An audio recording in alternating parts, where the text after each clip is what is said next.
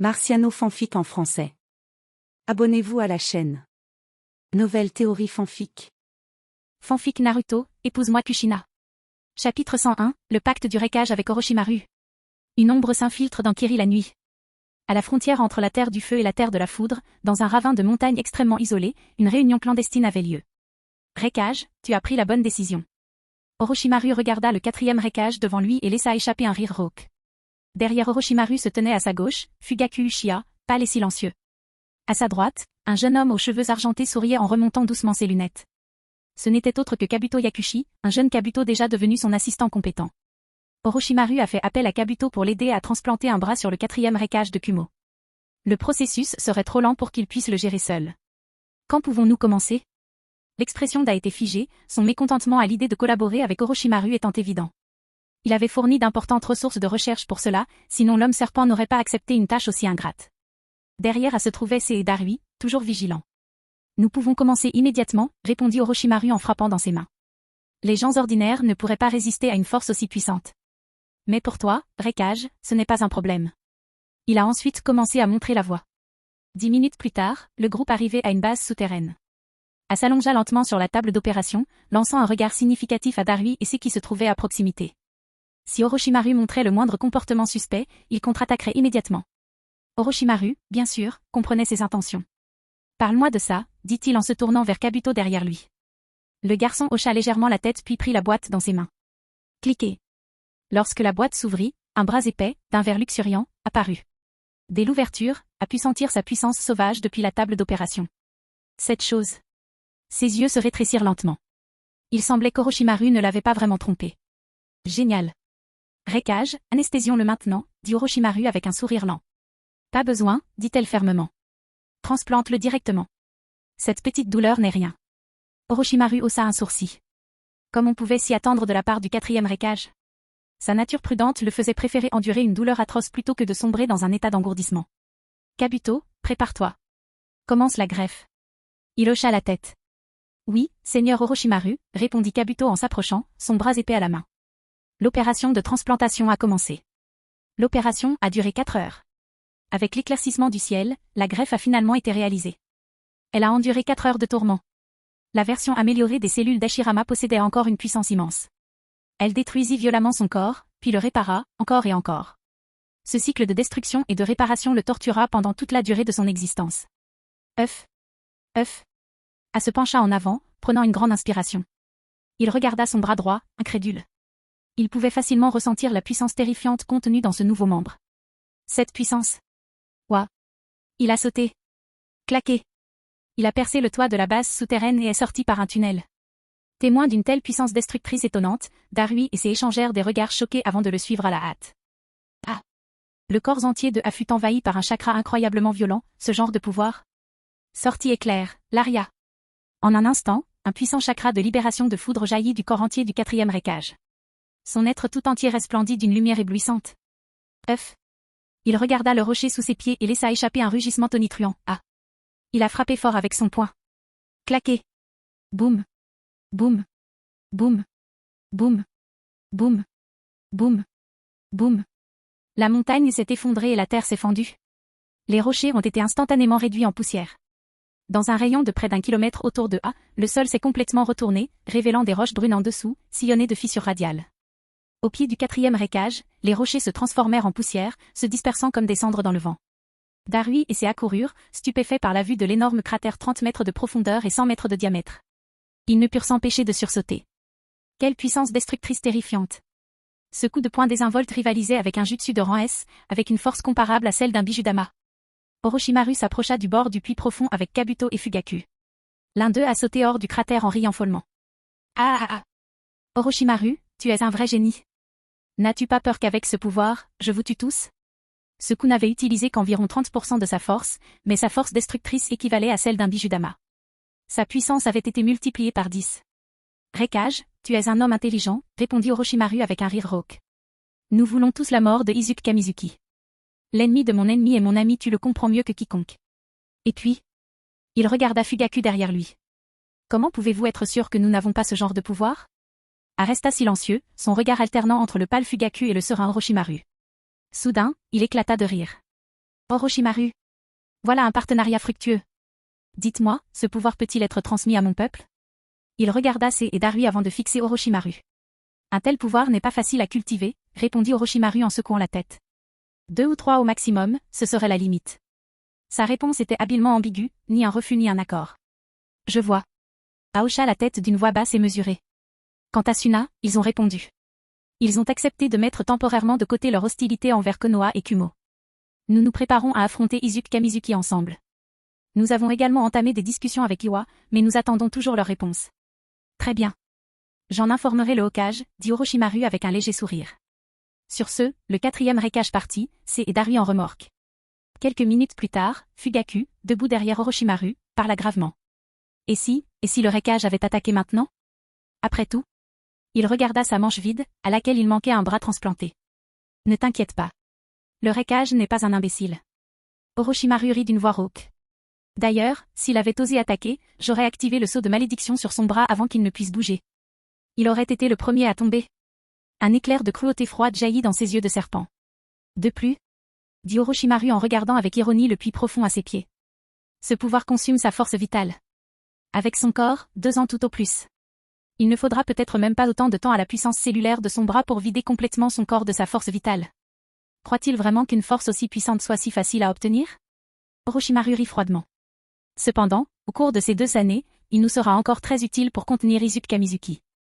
En entendant cela, Fugaku fronça les sourcils. Orochimaru ne reculait devant rien. Même le Raikage était manipulé. D'ailleurs, n'était-il pas lui-même manipulé? Mais chaque camp avait ses propres objectifs. Orochimaru voulait utiliser le clan Uchiha pour ses expériences, tandis que Fugaku voulait les utiliser pour devenir encore plus fort. Seigneur Orochimaru, les données sont prêtes. À cet instant, Kabuto émergea rapidement de la base souterraine derrière eux, un document à la main. Excellent. Orochimaru hocha la tête en souriant. Nous avons obtenu les données corporelles nécessaires du Raikage. Nous avons également prélevé des tissus musculaires. Grâce à cela, nous pouvons minimiser la détérioration de son état. Bientôt, nous pourrons organiser sa greffe. Et cela ne videra pas sa force vitale. Fugaku répondit silencieusement. La nuit tomba aux abords de Kirigakure. Dans un épais fourré, une silhouette féminine se déplaçait rapidement. Elle portait une mission cruciale sur ses épaules, une mission qu'elle devait accomplir et retourner à Suna avec des informations vitales. Sous la lumière de la lune, son apparence se révéla enfin, un visage délicat aux courbes généreuses. Ses cheveux, attachés en chignon, passaient du vert foncé au jaune clair. Ses yeux brillaient d'une détermination intense, signe distinctif d'une ninja d'élite de Suna. C'était Pakura, possesseur du Kekkei de libération de flammes. Le Kazekage, Rasa, l'a envoyé dans une mission de rang S extrêmement importante, infiltrer Kirigakure, enquêter sur son état actuel et retourner immédiatement au village de sable avec les informations recueillies. Sous le couvert de la nuit, Pakura prit une profonde inspiration. Elle rangea tous ses outils de ninja dans un parchemin de rangement, puis en sortit un kimono rouge clair. Après avoir enfilé le kimono, elle glissa le parchemin de scellement dans sa poitrine. Cette mission était une question de vie ou de mort. Pour pénétrer dans Kiri, elle devait se déguiser en une simple villageoise des environs. S'infiltrer sous un déguisement était plus sûr qu'une intrusion directe. Pakura attendit là toute la nuit, jusqu'à ce que le ciel commence à s'éclaircir légèrement. Tandis que les gardes à l'entrée du village de la brume changeaient de poste, elle s'approcha gracieusement de la porte principale. Sa fausse identité avait été préparée depuis longtemps, une femme d'un petit village voisin, de constitution et d'apparence similaires. Utilisant l'image et les informations de cette femme, elle a officiellement commencé son infiltration. En entrant dans le village, Pakura était stupéfait. Les magnifiques bâtiments et les rues qui s'offraient à elle la laissaient perplexe. Était-ce vraiment le Kiri, historiquement arriéré? Était-ce le même village des brumes décrit dans les renseignements qu'elle avait reçus? Pakura était complètement abasourdie. La transformation dépassait largement ses attentes. Elle réalisa qu'elle devait enquêter en profondeur sur l'état actuel de Kiri. Chapitre 102, Pakura est découvert. Il s'échappe et tombe entre les griffes de Yuzuki. Pakura marchait dans les rues de Kirigakure, regardant avec étonnement le village prospère qui l'entourait. Est-ce vraiment Kiri? Je me suis trompée d'endroit? Elle était vraiment stupéfaite. Le monde extérieur avait toujours perçu le village des brumes comme un lieu arriéré, humide, sombre et sanglant. Pourtant, à son arrivée, elle découvrit à quel point cette vision était erronée. Des 2 côtés de la rue, les commerçants ouvraient déjà leurs boutiques. Pakura flânait, profitant du panorama. Ouf! Elle calma ses pensées en courant, se souvenant de son objectif. Sa mission était d'enquêter sur Izuku Kamizuki. D'après les renseignements, Izuku séjournait souvent au siège de l'Ambu. Pakura pinça les lèvres, confirma sa direction et commença à s'y rendre. 2 heures plus tard, les rues étaient plus animées, offrant une couverture parfaite. Elle atteignit le bord de son champ de vision, où elle put enfin apercevoir le siège de l'Ambu. Le grand bâtiment dégageait une atmosphère austère. En s'approchant, Pakura entendit les villageois discuter de Izuku Kamizuki. À sa grande surprise, elle réalisa que sa réputation au village était étonnamment élevée. Certains villageois envisageaient de marier leur fille avec lui, tandis que d'autres espéraient que leur fils rejoindrait le siège de l'Ambu pour servir sous les ordres de l'estimé capitaine. Elle a été surprise par l'influence unificatrice apparente de Izuku. Cependant, elle se souvenait des paroles du Kazekage, n'avait-il pas décrit le soi-disant « dieu de glace » comme étant fondamentalement brutal, impitoyable même envers ses propres villageois, et un véritable tyran? Ces paroles des villageois étaient-elles fausses? Pakura secoua la tête et continua. Hachem. C'est. Au bout de la rue, elle aperçut un visage familier. Il n'y avait aucun doute, Tsunade, l'une des légendaires Sanins des feuilles. À ses côtés se trouvaient Mikoto Uchiha, Kushina Uzumaki, l'apprentie de Tsunade, Shizune, et une jeune femme aux cheveux violets. Tsunade, Mikoto et Kushina n'ont-elles pas été capturées par Izuku?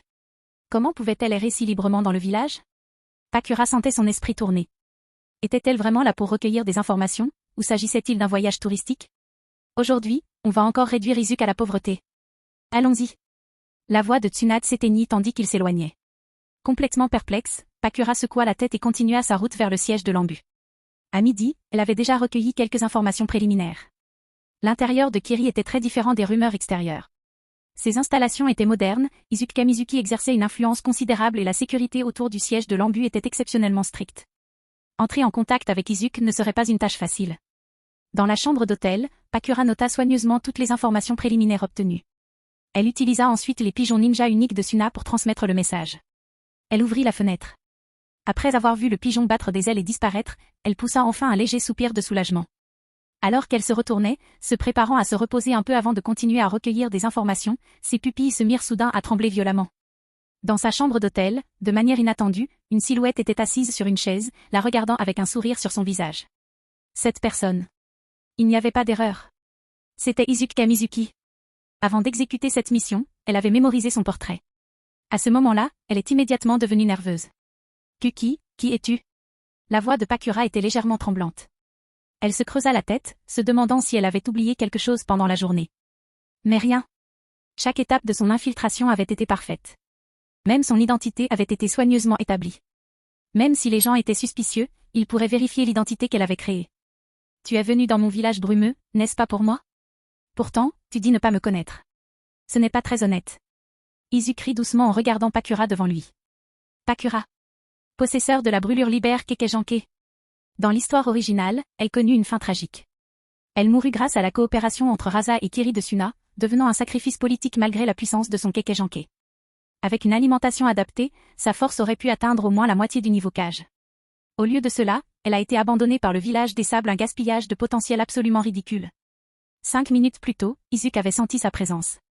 Si d'autres ninjas auraient du mal à détecter son Kekejanke, c'était facile pour lui.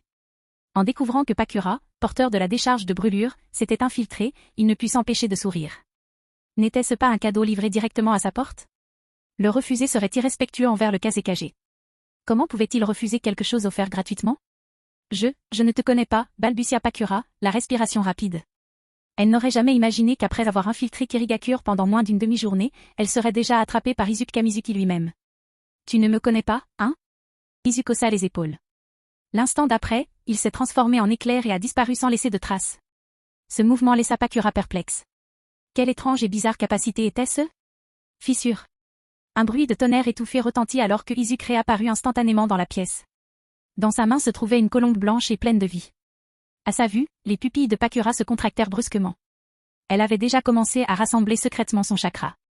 Il retira calmement la note du pigeon. Seigneur Kazekage, j'ai réussi à infiltrer Kiri. J'ai découvert que le village de la brume est complètement différent des rumeurs extérieures. Pakura lui fit ensuite une description de Kiri, ainsi que les premières informations qu'elle avait recueillies à son sujet. Après l'avoir lu, Izuku sourit légèrement. C'est très bien écrit, n'est-ce pas, Pakura? Quand elle l'entendit l'appeler par son vrai nom, son beau visage pâlit aussitôt. Elle se retourna. Technique de scintillement corporel. S'échapper. Avant d'effectuer cette mission, Pakura a reçu l'ordre le plus élevé de Rasa, si son identité était révélée, elle devait fuir immédiatement, par tous les moyens nécessaires. Fuyez de toutes vos forces. Pakura était au bord des larmes. Elle n'aurait jamais imaginé être la cible directe de Izuku Kamizuki en personne. S'enfuyant vers un parc, elle reprit enfin son souffle. Regardant autour d'elle, elle ne vit aucun signe de lui. Mais elle n'osa pas baisser la garde. Alors qu'elle s'apprêtait à s'enfuir à nouveau, sa voix résonna soudain près de son oreille. Fatiguée de courir? Pakura tremblait de tout son corps sous le choc. Elle serra les dents. Et elle s'enfuit de toutes ses forces. Yuzuki secoua la tête en pensant, penses-tu pouvoir surpasser ma technique du dieu du tonnerre volant? Après 2 heures de course, le chakra de Pakura était presque épuisé. Elle resta là, haletante, à fixer Yuzuki, souriant, devant elle. La colère montait en elle. Elle comprit qu'il aurait pu facilement la rattraper à tout moment. Il jouait délibérément avec elle. Ding! Pakura est furieux contre toi. Félicitations, l'hôte a gagné 5000 points de méchant. Pakura, tu es vraiment doué pour choisir les emplacements, commenta Yuzuki en regardant autour de lui. Il se trouvait sur le toit d'un immeuble résidentiel du centre-ville animé, entouré d'une foule en liesse. Yuzuki Kamizuki. Lâche-moi, grogna Pakura en serrant les dents. Sinon, j'attaque ces gens. En désespoir de cause, elle a eu recours à cette menace méprisable. Ses mains formèrent des seaux et des boules de feu condensées à partir de sa libération brûlante commencèrent à apparaître, tournant continuellement autour d'elle. Même si je meurs, j'emmènerai ton peuple avec moi, menaça Pakura, une sueur froide perlant sur son front. La peur la tenaillait. Elle craignait que son bluff ne fonctionne pas. Après tout, elle n'avait aucune intention de nuire à des villageois innocents. Si sa menace échouait, elle était résolue à affronter Yuzuki dans un combat final et à mourir en combattant. C'était le choix le plus honorable. À ce moment-là, Yuzuki réalisa, à partir de ses expressions faciales, qu'elle utilisait cette tactique pour l'intimider. Mais dans ce jeu, 2 personnes peuvent jouer en même temps. Son expression s'assombrit peu à peu. Sa voix calme se mêlait à une froideur glaciale. Femme. Tu peux me menacer. Mais oser menacer ces villageois innocents. Tu aurais dû te taire. En entendant ces mots, Pakura réalisa immédiatement qu'il venait de monter sur sa balance inversée. Elle serra les dents. Désormais, la seule option était de se battre et de mourir au combat. Burn release, meurtre extrêmement torride. En un instant, ces boules de feu brûlantes flottant autour de son corps hurlèrent furieusement vers Yuzuki. Ces menaces envers les villageois n'étaient que des paroles en l'air. Si elle avait vraiment été contrainte de faire du mal à ces innocents, elle n'aurait pas pu le faire. Yuzuki observa ces denses boules de feu. Une lueur froide brilla dans ses yeux. Un froid mordant éteignit instantanément les boules de feu. Le toit de l'immeuble fut envahi par un froid glacial. L'air froid envahissait Pakura en permanence. En quelques secondes, il la privait complètement de toute capacité de combat. Elle serra les dents, tout son corps tremblait. Ses pupilles tremblaient de peur face à sa puissance. La force de cet homme était tout simplement ridicule. Yuzuki marchait lentement vers Pakura. Tu sais, Pakura, tu es célèbre. Tes actions ne passent jamais inaperçues dans mes rapports de renseignement, dit Yuzuki d'une voix froide mais enjouée. Une femme dotée d'un puissant kekejanke, sans parler de sa beauté époustouflante. Il lui souleva lentement le menton. J'ai toujours voulu te rencontrer. Pakura le regarda, pleinement consciente de sa situation mais refusant de la reconnaître.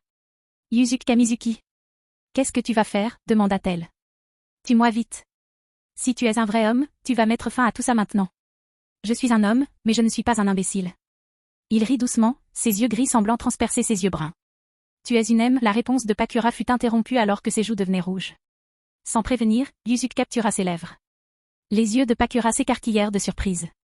Le froid avait complètement envahi son corps, la laissant dans un état proche de la paralysie. Son chakra était en désordre, la rendant incapable de déployer la moindre force. Même bouger un doigt était hors de sa portée. Toute résistance était impossible. Elle ne put même pas crier lorsque sa langue envahit sa bouche, s'entrelaçant à la sienne. À sa grande consternation, le scélérat eut l'audace de relâcher un peu son emprise sur le froid, lui permettant de réagir involontairement. Résignée à son sort, Pakura ferma les yeux, refusant d'assister à ce qui allait arriver. Elle sentit sa main sur sa taille et ses cheveux verts se dénouer, effleurant sa nuque. Elle se prépara à l'inévitable. Photo. Les yeux toujours fermés, Pakura ne réalisa pas qu'ils étaient instantanément retournés dans sa chambre d'hôtel, le même endroit d'où elle s'était enfuie plus tôt. Il lui faudrait un certain temps pour réaliser que toute son évasion n'était rien de plus qu'un genjutsu élaboré. Chapitre 103, le quartier général de l'Ambu qui a choqué Pakura. Est-ce vraiment Kiri? 4 heures plus tard. Pakura se réveilla brusquement. Ses yeux bruns, toujours dans le vague, fixaient le corps musclé sous elle. À cet instant, tout lui revint en mémoire, la raison de son réveil, les baisers, les gémissements, l'intensité, et enfin, le trou de mémoire. Elle s'était évanouie d'épuisement pour la première fois. Toujours perdue dans sa rêverie, le corps sous elle bougea, l'enveloppant dans une étreinte étrangement confortable. C'est seulement alors qu'elle vit le visage de son déflorateur, Yuzuki Kamizuki. Ce démon. Et il osait dormir si paisiblement après ce qu'il avait fait. Comme si c'était sa femme, et non une femme qu'il venait de rencontrer une ennemie, rien de moins.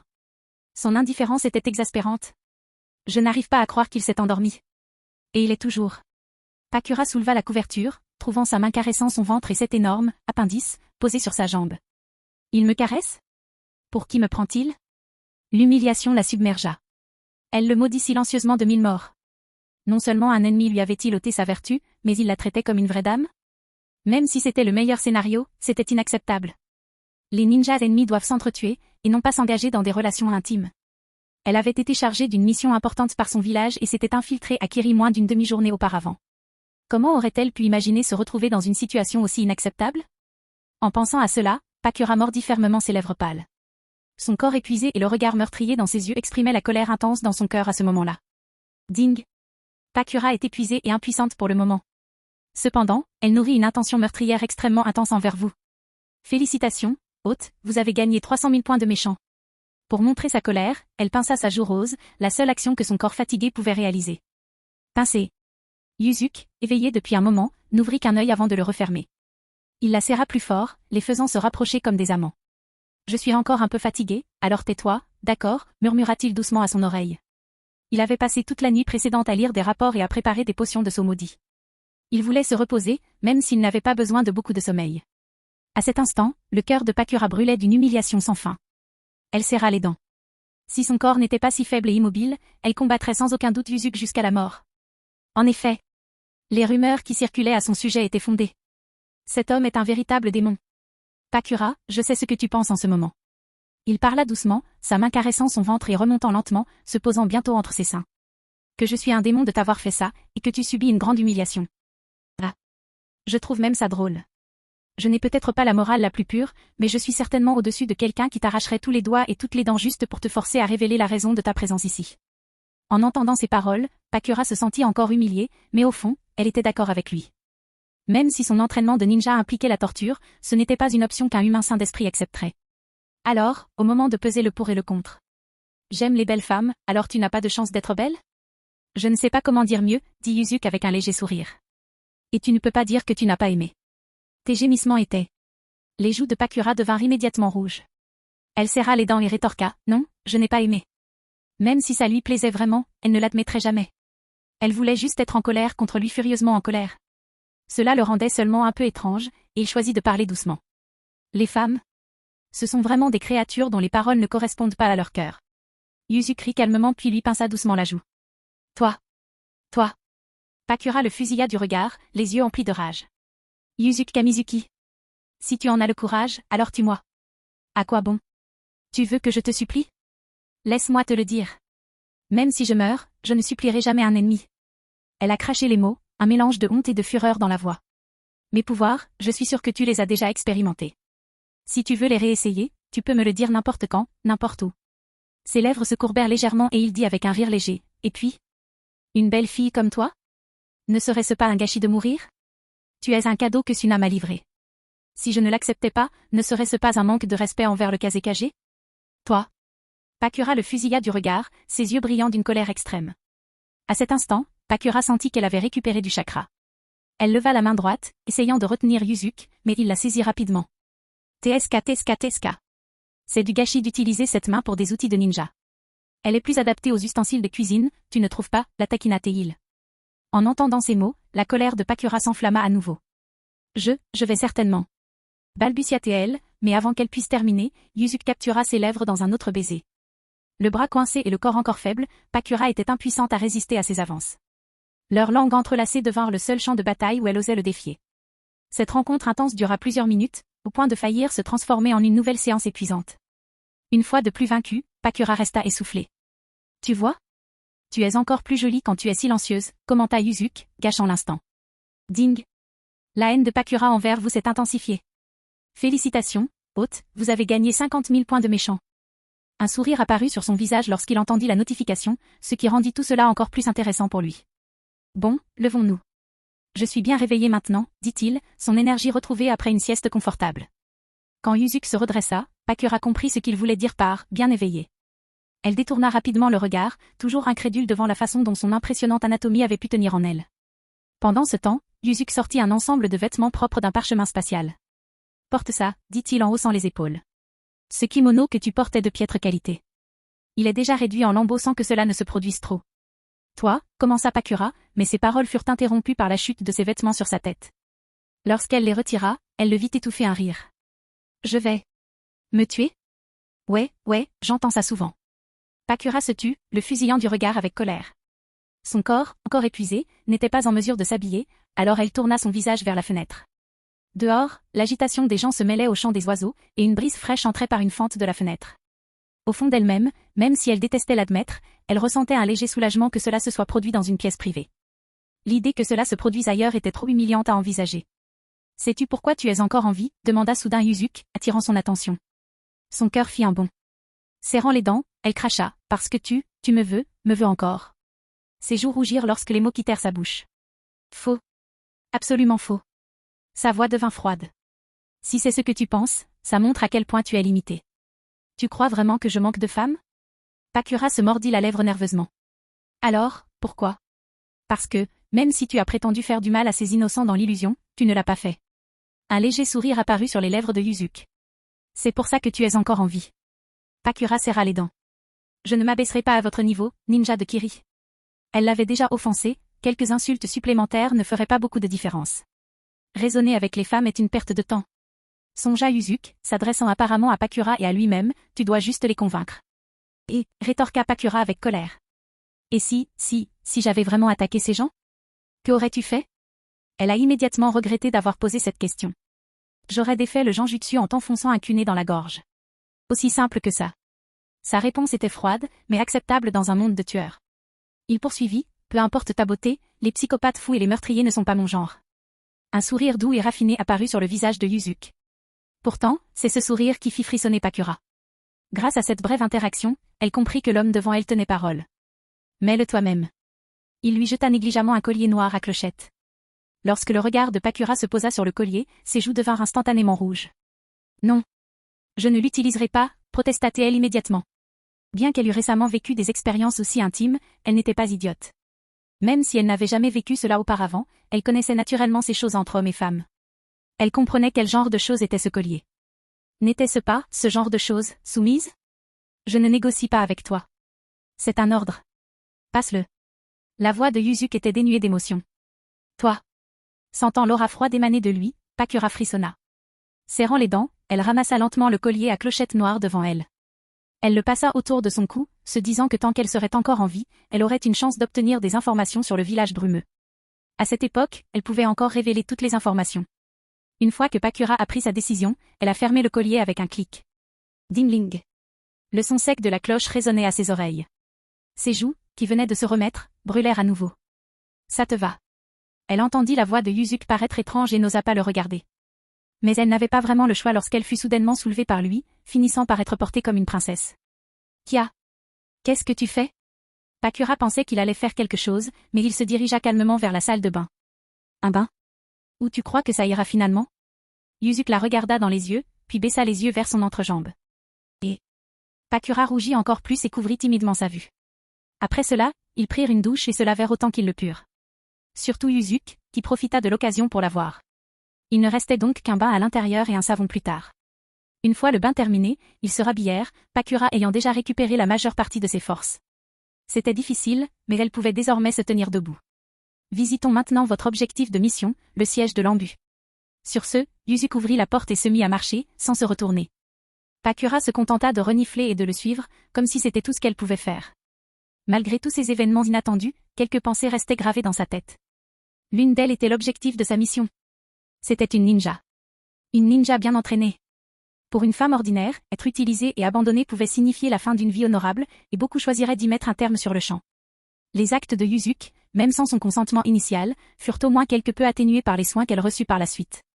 S'il avait été encore plus grossier ou indifférent pendant le processus, sa seule pensée aurait été de le tuer après avoir prélevé ses organes. Ces situations étaient abordées lors des formations ninja. Le protocole était clair, si vous pouvez tuer votre ravisseur, vous devez tout mettre en œuvre pour y parvenir. Si votre ravisseur n'a pas l'intention de vous tuer ensuite, vous devez tout mettre en œuvre pour l'éliminer. En substance, il n'y a qu'une seule règle, tant que vous êtes en vie, il y a une chance. Ainsi, malgré son cœur lourd, Pakura le suivait de près, la tête baissée, portant toujours le poids de sa mission. Elle a juré de découvrir la faiblesse de Yuzuki par tous les moyens nécessaires. Siège de l'Embu. C'était l'endroit le plus surveillé de Tokiri. Son niveau de sécurité dépassait de loin celui du bâtiment administratif du Mizukage. De plus, bien que le bâtiment du bureau du Mizukage appartienne soi-disant au chef du village, tous les anciens du conseil à l'intérieur, y compris Yagura, travaillaient sous le commandement de Izuku. Et ils l'ont fait de bon cœur. Après tout, il avait conquis tous les hauts fonctionnaires de Kiri depuis longtemps. Si Izuku n'avait pas été indifférent au poste de Mizukage, il l'aurait probablement revendiqué depuis longtemps. Lorsqu'Izuku a emmené Pakura au siège de l'Ambus, elle était complètement abasourdie. Un bâtiment si magnifique et splendide. Était-ce vraiment le quartier général de l'Ambu du village des Brumes? Était-il vraiment à Kiri? Était-il réel? Pakura se posa ces questions plus d'une fois. Comment le village de la Brume sous ses yeux se comparait-il à celui qu'elle connaissait auparavant? C'était un tout nouveau village ninja, n'est-ce pas? De plus, il était si prospère et puissant. Tandis qu'il montait étage après étage, Pakura fut si choquée qu'elle en resta bouche bée. Elle regarda autour d'elle avec stupéfaction. Tout était parfaitement rangé, telle une machine incroyablement précise fonctionnant méthodiquement. Il n'y avait pas la moindre trace de désordre. Ne disait-on pas que l'administration de Kiri était extrêmement chaotique? Cet endroit, où pouvait-on trouver la moindre trace de chaos? Malgré tous ses efforts, elle n'en décelait aucun. Finalement, Pakura, sous la direction de Izuku, atteignit le dernier étage. La décoration était encore plus grandiose et magnifique. Elle n'avait jamais vu un sol aussi impressionnant. Dès son entrée, l'idée de vivre ici lui traversa l'esprit. Pakura se mordit la lèvre, la douleur intense la ramenant à la raison. Elle ne devait surtout pas se laisser tromper par ses apparences superficielles. Yuzuki Kamizuki est un homme méchant. Un grand méchant homme. Grand, mâle. Les joues de Pakura s'empourprèrent tandis qu'elle tentait de détourner ses pensées vers la colère. À ce moment-là, Izuku entra dans la grande salle et frappa dans ses mains. Tout le monde, sortez. Laissez-moi vous présenter un nouvel ami. 3 minutes plus tard, Tsunade et les autres sortirent à contre-cœur de la pièce adjacente et s'alignèrent devant lui. Malgré leur grande réticence, ils n'avaient pas le choix. S'ils n'arrivaient pas dans les 5 minutes, ils déclencheraient automatiquement une punition par électrochoc. Malgré leur profond mécontentement, ils ne purent que l'endurer. Pakura était complètement abasourdie. Comment tant de femmes avaient-elles pu apparaître soudainement devant ses yeux? De plus, chacune d'elles avait une silhouette gracieuse et un physique délicat. Et pourquoi ces femmes portaient-elles des colliers autour du cou, comme elle? Serait-ce? Elle regarda Izuku, choquée. Étaient-ce tous ces gens qui avaient été capturés par lui? Sans compter que parmi eux se trouvaient Tsunade, Kushina Uzumaki, Mikoto Uchiha et d'autres. Chapitre 104, les soupçons de Tsunade, la potion de jeunesse éternelle et l'excitation de Mei. Sur le toit du bâtiment en bus, Tsunade et les autres examinaient Pakura, qui était à côté de Yuzuku. Qui est cette femme, se demandait-il. Le collier autour de son cou, son air timide et son expression crispée leur disaient tout ce qu'ils avaient besoin de savoir. C'était clair, une autre femme que Yuzuku avait volée dans un village. En un instant, l'indignation s'exprima sur tous les visages. Tous se tournèrent vers lui à l'unisson. Yuzuku se gratta la tête. Soudain, être observé par autant de femmes le fit réfléchir. S'il perdait la raison et attaquait tous en même temps, difficile de dire qui serait le plus fort. Pourrais-je y faire face, murmura-t-il. Puis, il sourit légèrement à son Uchiha préféré présent dans la pièce. Mikoto, c'est toujours à toi de guider le nouveau venu. Après avoir dit cela, il quitta calmement les lieux, leur laissant un peu d'espace. Après son départ, les femmes soupirèrent silencieusement de soulagement. Elles se rassemblèrent ensuite autour de Pakura, l'examinant avec curiosité. Après tout, personne ne la connaissait. De quel village viens-tu? Demanda naturellement Tsunade, la sœur aînée du groupe. Sanin-sama, je suis Pakura, un jonin d'élite de Sunagakure. Répondit Pakura en regardant Tsunade. Même si Suna et Konoha étaient adversaires, le titre de Konoha Sanin était toujours aussi célèbre. À ce moment-là, elle n'osait donc pas se montrer négligente. Quoi? De Suna? Tsunade serra le poing. Ce satané Yuzuku. Il est seulement allé à Suna pour voler des femmes, maintenant? Toutes les femmes autour de lui ont immédiatement montré des expressions indignées. Le visage de Pakura devint légèrement rouge. Elle dit à voix basse, non. Je suis venue seule. En entendant cela, Kushina et Mikoto se tendirent. Serait-ce possible? C'est encore sa tactique de demande en mariage? Après tout, Yuzuku les avait forcés à venir ici comme ça. Une demande en mariage? Pas ça non plus. Pakura se mordit la lèvre, perplexe. Elle serra les dents et expliqua, en fait, je suis venue à Kiri en mission. Je m'y suis infiltrée pour voler des informations sur la situation actuelle, puis faire mon rapport au Kazekage. Tsunade hocha la tête, puis haussa les épaules, impuissante. Pakura. Maintenant que tu es à Kiri, tu ne devrais pas envisager de partir avant un moment. Les méthodes de cet homme sont trop puissantes. Pakura hocha doucement la tête, les poings serrés. Elle avait déjà ressenti l'énergie de Yuzuku une heure plus tôt. Une énergie incroyable, en effet. Pakura, depuis combien de temps infiltres-tu le village de la brume? Demanda Tsunade avec curiosité. Pakura devint nerveux, je ne suis arrivé qu'à l'aube ce matin. Les femmes restèrent un instant sans voix. Tsunade sourit, un mélange d'amusement et d'exaspération dans la voix. Oh, Pakura. Tu t'es vraiment trahi. Pakura se mordit la lèvre et demanda avec curiosité, Dame Tsunade, comment avez-vous été capturée? Elle n'avait pas terminé sa question, mais Tsunade en avait compris le sens. Tu es si puissant, l'un des légendaires sanins de la feuille. Comment Uzuk a-t-il pu te capturer? Il est très fort, admit Tsunade à contre-cœur. D'un seul coup, il nous a vaincus tous les trois, les sanins. C'est comme ça que j'ai été capturé. En entendant cela, le visage de Pakura s'emplit d'incrédulité. Vaincre les trois sanins d'un seul coup? Cet homme est-il vraiment si fort?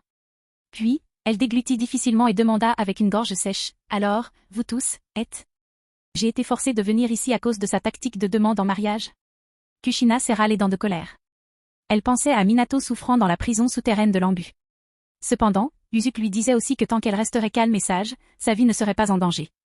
J'ai également été obligée de venir ici à cause de sa tactique de demande en mariage. Mikoto baissa lentement la tête. Bien qu'elle y ait été forcée, après avoir interagi avec Uzuk pendant si longtemps, elle a découvert qu'il n'était pas si mauvais. Parfois, il était juste un peu impoli. Ne regarde pas Shizune. Elle est avec moi, dit Tsunade, impuissante, en regardant son apprenti. Shizune rougit et baissa la tête.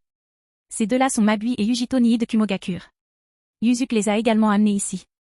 Et voici le ninja en but d'élite de notre village de la feuille cachée. Igao Uzuki. Pakura prit une profonde inspiration. Si c'est le cas, pourquoi ne vous enfuyez-vous pas tous? Après tout, si nous unissons nos forces, ne serons-nous pas redoutables? Fuir? Tsunade écarquilla les yeux, puis pinça les lèvres. À contre-cœur, elle désigna le collier d'or autour de son cou. Avec ça, où allons-nous fuir? N'est-ce pas un simple collier? Demanda Pakura, perplexe. Un collier ordinaire? Tsunade se gifla. Essaie de sentir son chakra avec précaution. Au bout d'une dizaine de secondes, l'expression de Pakura changea peu à peu. Elle finit par afficher une expression horrifiée. Que se passe-t-il? Mon chakra a été scellé par cette chose? Elle concentra finalement son regard sur le collier autour de son cou. La seconde suivante, elle a instinctivement essayé de le retirer.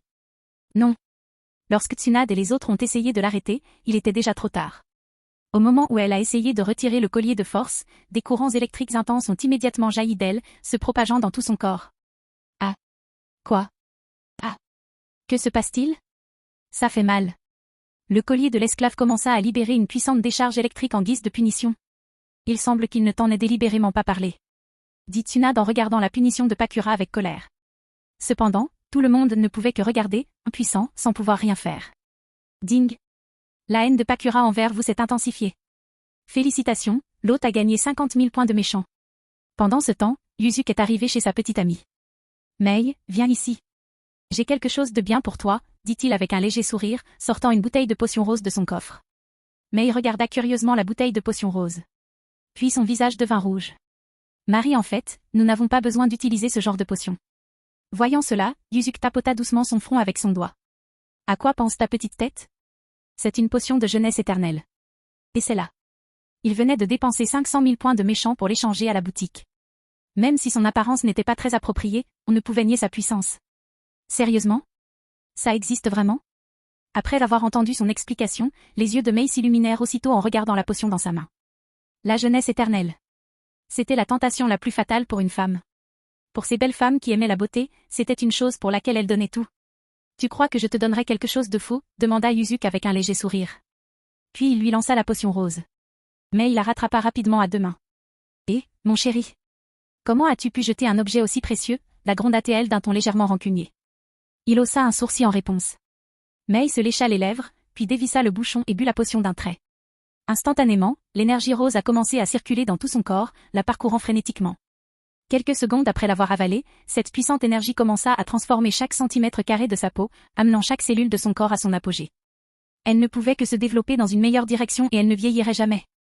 Après quelques minutes seulement, Mei sentit clairement les changements sur tout son corps. Son visage devint plus fin et attrayant, sa silhouette plus séduisante. Sa peau aussi devint plus claire et plus fine. Son être tout entier avait subi une transformation complète, intérieure et extérieure. C'était comme si chaque cellule de son corps était devenue active. Jeunesse éternelle. Ses beaux yeux brillaient d'éclat, débordant d'amour. On dirait que l'effet est plutôt bon, dit Uzuk, hochant la tête de satisfaction en voyant les ondulations dans ses yeux. Après tout, il avait dépensé 500 000 points pour l'échanger. Il sentait l'aura de jeunesse qui émanait constamment de Mei. Marie. Je t'aime à mourir. Elle se jeta dans ses bras, respirant avidement son parfum. Son beau et puissant petit ami non, son mari l'amour de sa vie, son tout, était si bon pour elle. Dès qu'il avait quelque chose de bien, il pensait à elle en premier. Elle aimait vraiment son mari à la folie. 3 heures plus tard. Alors que la lune était déjà haute dans le ciel, Yusuke quitta finalement la maison de Mei. Dès qu'il entra dans la rue, une silhouette apparut rapidement devant lui. Yagura.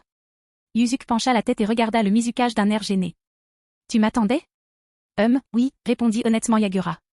3 heures plus tôt, il s'était rendu au bâtiment de l'embu pour chercher Yusuke. Apprenant son absence, Yagura se rendit chez Mei Terumi. Cependant, il avait attendu dehors tout le temps, n'osant pas déranger. Dis-moi, quel est le problème, sourit Yusuke. Pour que le Mizukage le recherche personnellement, il semblait qu'un village devait encore comploter quelque chose. Yusuke, c'est Kumogakure. Ils ont de nouveau envoyé un grand nombre de ninjas d'élite aux confins du pays de l'eau. En seulement 2 jours, ils ont déjà rassemblé plus de 10 000 ninjas. Il semble que Cloud Village envisage de contre-attaquer. Chapitre 105. La tranquillité de Mikoto, le rassemblement des 10 000 ninjas et la fierté croissante du Reikage. À l'intérieur du bâtiment des bureaux du Mizukage, dans la salle de conférence. Yusuke était assis en bout de table. Yagura était à ses côtés, étalant sur la table une carte de la frontière entre le pays de l'eau et le pays de la foudre. Il montre les mobilisations actuelles des troupes ninja de Kumogakure. Ils ont rassemblé 10 000 ninjas en seulement 2 jours. Yusuke plissa les yeux, examinant cette situation inhabituelle. Kumo ne manquait certainement pas de ninjas. Cependant, si le Reikage mobilisait simplement 10 000 ninjas pour affronter Kiri, même s'il parvenait à les vaincre jusqu'à l'impasse, l'intérieur du village des nuages resterait inévitablement vulnérable. Le Reikage n'était pas idiot. Il ne commettrait pas une erreur aussi fatale. Es-tu absolument sûr que les 10 000 ninjas viennent tous du village des nuages, demanda à nouveau Yusuke. Eh bien. Yagura et les autres hésitèrent. Après tout, d'après les informations qu'ils ont recueillies, ces personnes portaient effectivement les uniformes ninja Kumo. 3, dit Yusuke en plissant légèrement les yeux. Au moins 3 villages cachés ont rejoint cette force d'attaque ninja de 10 000 hommes. Konoha sera certainement impliqué. Bien qu'ils aient subi une lourde défaite la dernière fois, cela ne les empêche pas d'envoyer secrètement des troupes au secours de Kumo. Les destins de ces 2 villages cachés sont liés depuis longtemps. Et si le village des feuilles envoyait 5 000 ninjas, et le village des nuages 5 000 ninjas, ces 2 villages cachés ne seraient certainement pas si absurdes. Il doit y avoir un 3e village impliqué, peut-être même un 4e. Mon hypothèse initiale est que c'est le village des sables. Il tapota légèrement du doigt l'emplacement de Sunagakure sur la carte. Après tout, ce ne pouvait être qu'une simple coïncidence si Pakura était venu enquêter sur la situation à Kiri. Yusuke ne croyait pas que Suna n'était pas impliqué dans cette affaire. Yagura, comment progressent ces maudits ninjas du sceau, demanda-t-il. 3 000 ninjas ont reçu avec succès la formule du sceau maudit. De plus, 500 ont maîtrisé la 2e étape, et 100 l'ont parfaitement maîtrisé, rapporta Yagura avec emphase, prenant une profonde inspiration. Intérieurement, il était rempli d'admiration pour Yusuke. Cette puissante formule de sceau maudit pouvait élever la force d'un Chunin à celle d'un Jonin. De plus, s'il parvenait à activer le 2e niveau, sa puissance de combat atteindrait celle d'un Jonin d'élite. La puissance de ces Jonins d'élite approcherait même celle d'un Kage. De plus, il y avait plus de 10 000 doses de cette formule maudite. Si ces 10 000 personnes parvenaient à développer leur pouvoir jusqu'au 2e niveau, elles domineraient complètement le monde ninja. Yusuke hocha légèrement la tête. Voir 500 ninjas sur 3 000 développer la puissance du sceau maudit jusqu'au 2e niveau était déjà assez impressionnant. Après tout, la puissance du sceau maudit ne pouvait pas atteindre facilement le 2e niveau. Un taux de réussite d'un 6e était déjà remarquable. De plus, Yusuke fit une première estimation. Sur 10 000 formules de sceau maudit, seules 1500 personnes au maximum pouvaient atteindre le 2e stade du sceau maudit. Parmi ces 1500 personnes, seules 300 à 400 pouvaient le maîtriser complètement. Le pouvoir du sceau maudit n'était pas quelque chose qui pouvait être activé avec désinvolture à sa puissance maximale. Bien. Envoyez les 3000 ninjas maudits sur le champ de bataille frontalier. Puisque Kumogakure veut jouer, jouons avec eux jusqu'au bout. Voyons qui détruira qui en premier. Alors que la situation empirait, le visage de Yusuke devint sérieux. Chacun dans la pièce sentait l'intention meurtrière contenue dans son regard. Si quelqu'un osait menacer la vie des habitants de Kiri ou du pays de l'eau, il s'exposerait à la colère du dieu de la mort. Yusuke avait un autre objectif pour la guerre à venir, comme pour toutes les batailles, le champ de bataille était l'endroit le plus rapide pour augmenter ses forces. Pour qu'un Jonin atteigne le niveau Chunin par un entraînement normal, il lui faudrait au moins 2 à 3 ans.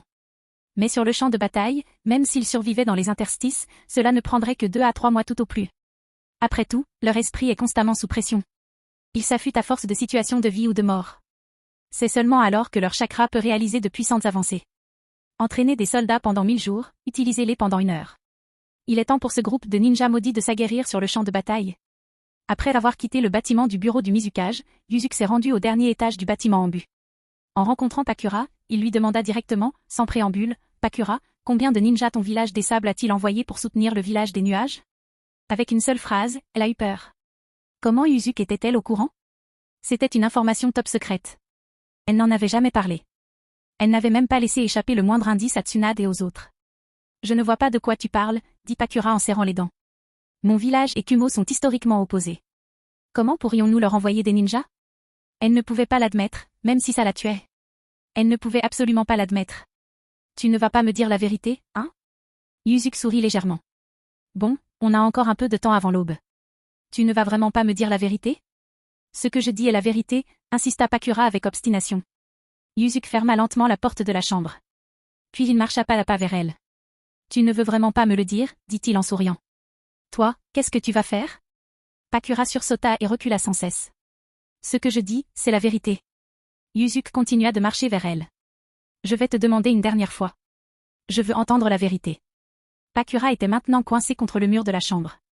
Pourtant, elle répondit avec défi, ce que je dis, c'est la vérité. Tu. Ah. Puis son esprit est devenu vide. Ding.